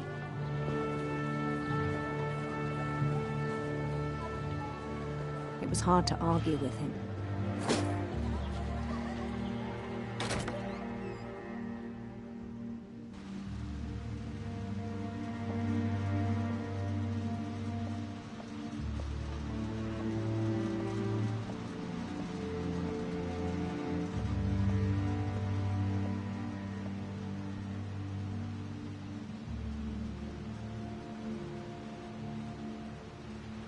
We began to forget the world we know.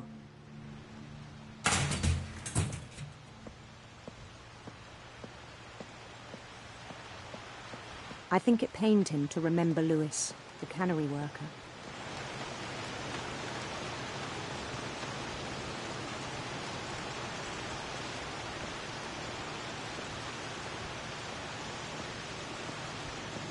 He began to despise the man with a royal contempt.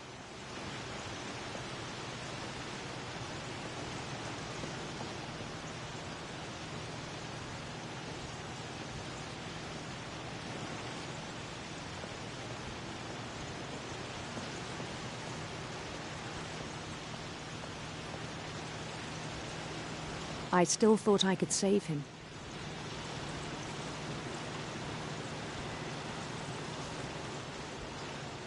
Even after he said he was being crowned king over all the lands of wonder.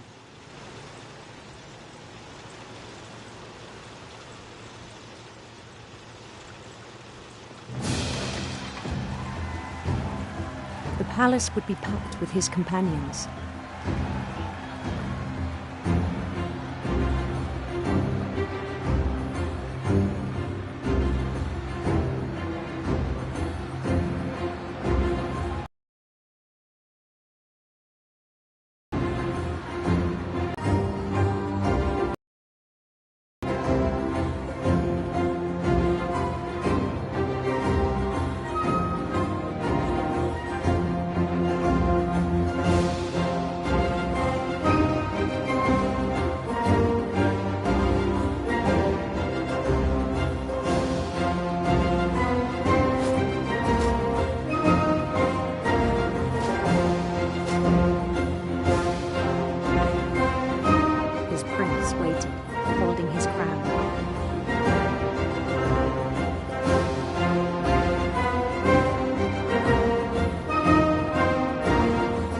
Only one thing left to do.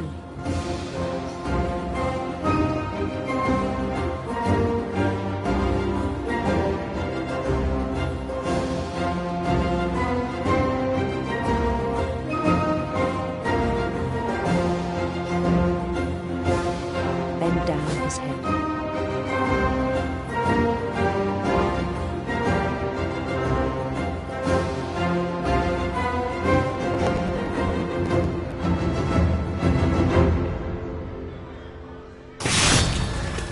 I think you know.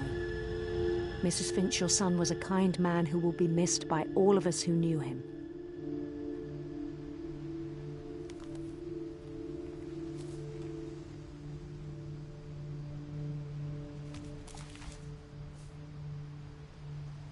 My brother was really cool. I wish you could have met him.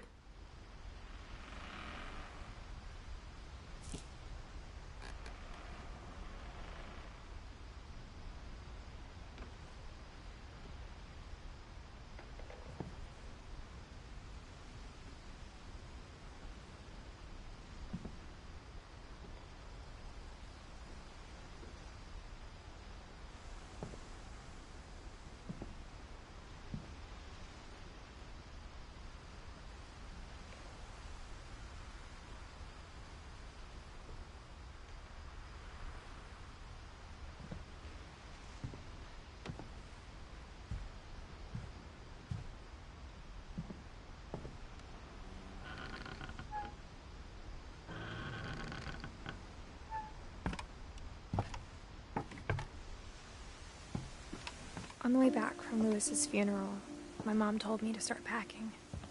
She waited until the day before we left to tell Edie. I'm not sure if she wanted to make it easier or harder.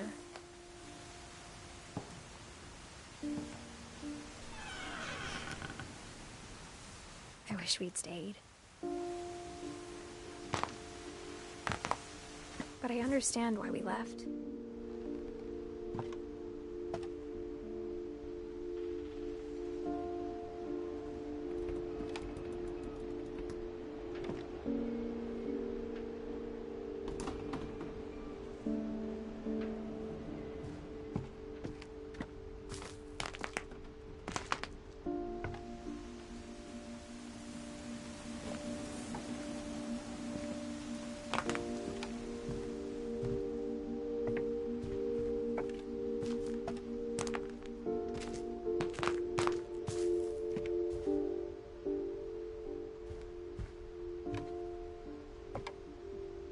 My mom ended up leaving everything behind.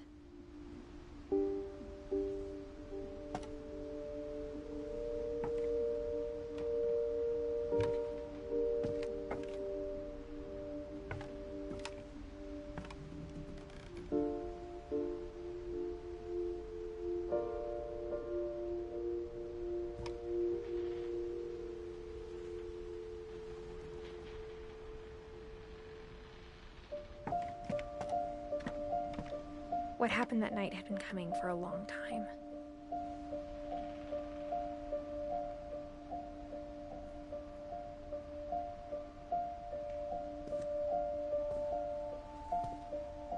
Maybe it should have come sooner.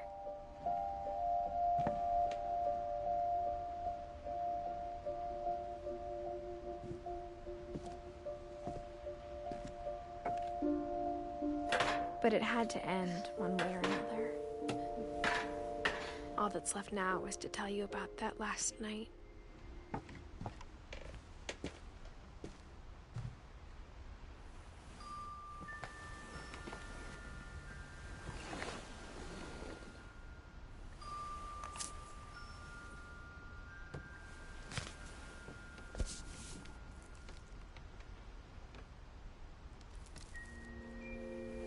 That whole last day, Edie just watched us pack and didn't say a word. Until supper, when she raised her glass and said, "To our final night together, and all our final nights apart." Grandma, you know what I said about alcohol. Some of your medications are very Edith, specific. I left a present for you in the hallway. Why don't you go open it? The grown-ups have to argue now. I'm sorry, you're right. We're all leaving tomorrow. Let's just enjoy our last... I'm not leaving. Edith, you're excused.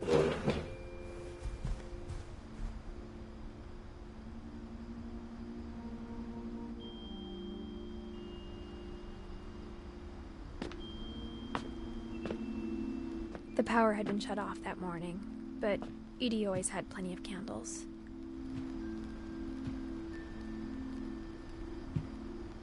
When my mom sealed the library, I don't think she knew about the other entrance. Or that Edie had a key to it.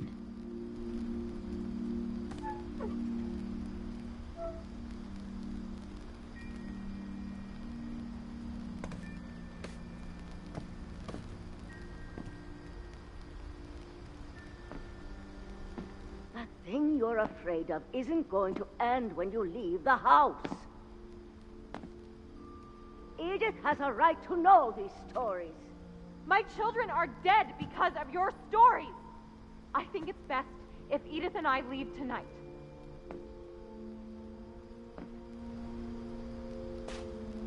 We'll have the nursing home send a van for you in the morning, okay?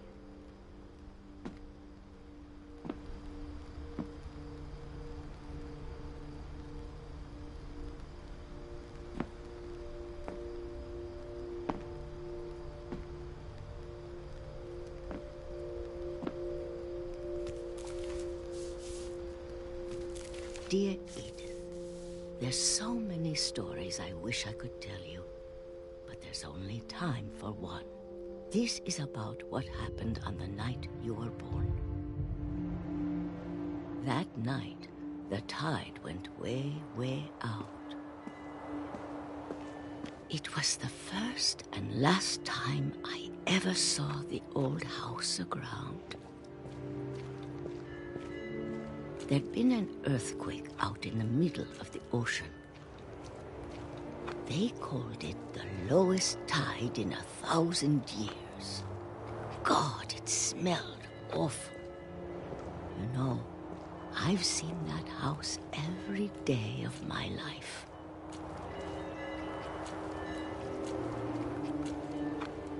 But I never thought I'd go back to it. When the fog rolled in, I lost my way.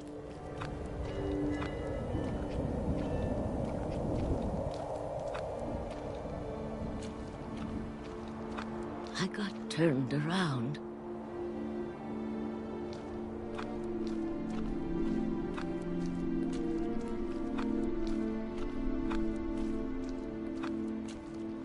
For a while, I wandered.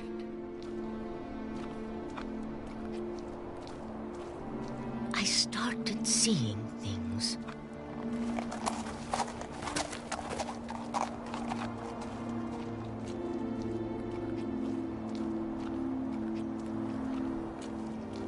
Things I'd forgotten had ever existed.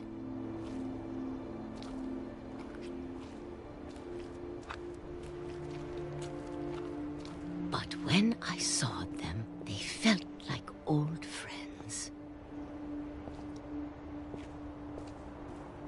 That night, a lot of things came back to me.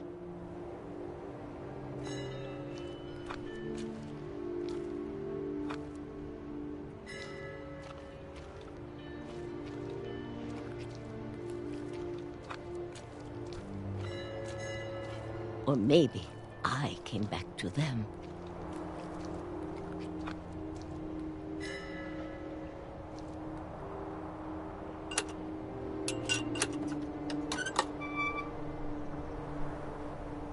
Things I can't explain, but that I need you to try and... Edith, what are you doing in here? It's my... I'm gonna rip it, let go! I kicked and screamed, but Mom dragged me to the car.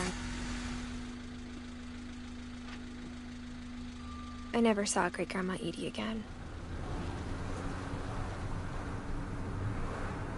The next morning, the van came to pick her up, but she was already gone. After that, we moved around a lot.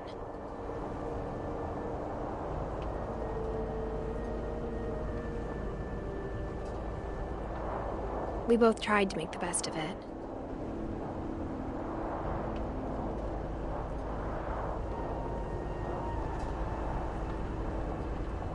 A few years went by.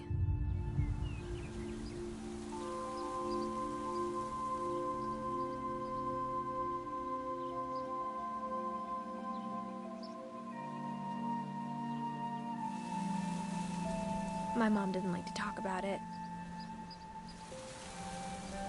But she started getting sick a lot. The rest happened pretty quickly.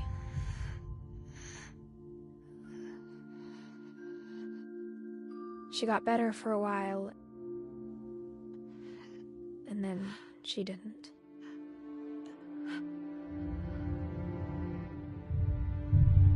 And then I was alone.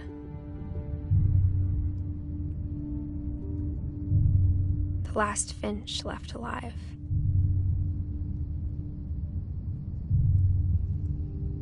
Until I found out about you. I'm still not sure what to tell you about all this.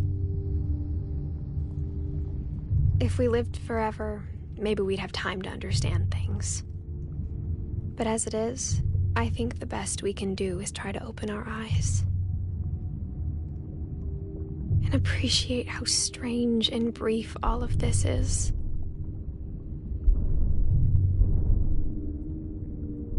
This journal was supposed to be for you. I hope you'll never see it. I just want to meet you and tell you all these stories myself.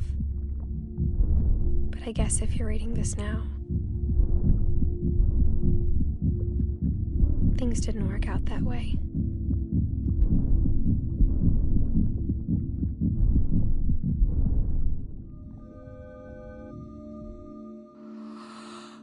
This is where your story begins. I'm sorry I won't be there to see it. It's a lot to ask, but I don't want you to be sad that I'm gone. I want you to be amazed that any of us ever had a chance to be here at all. Good luck.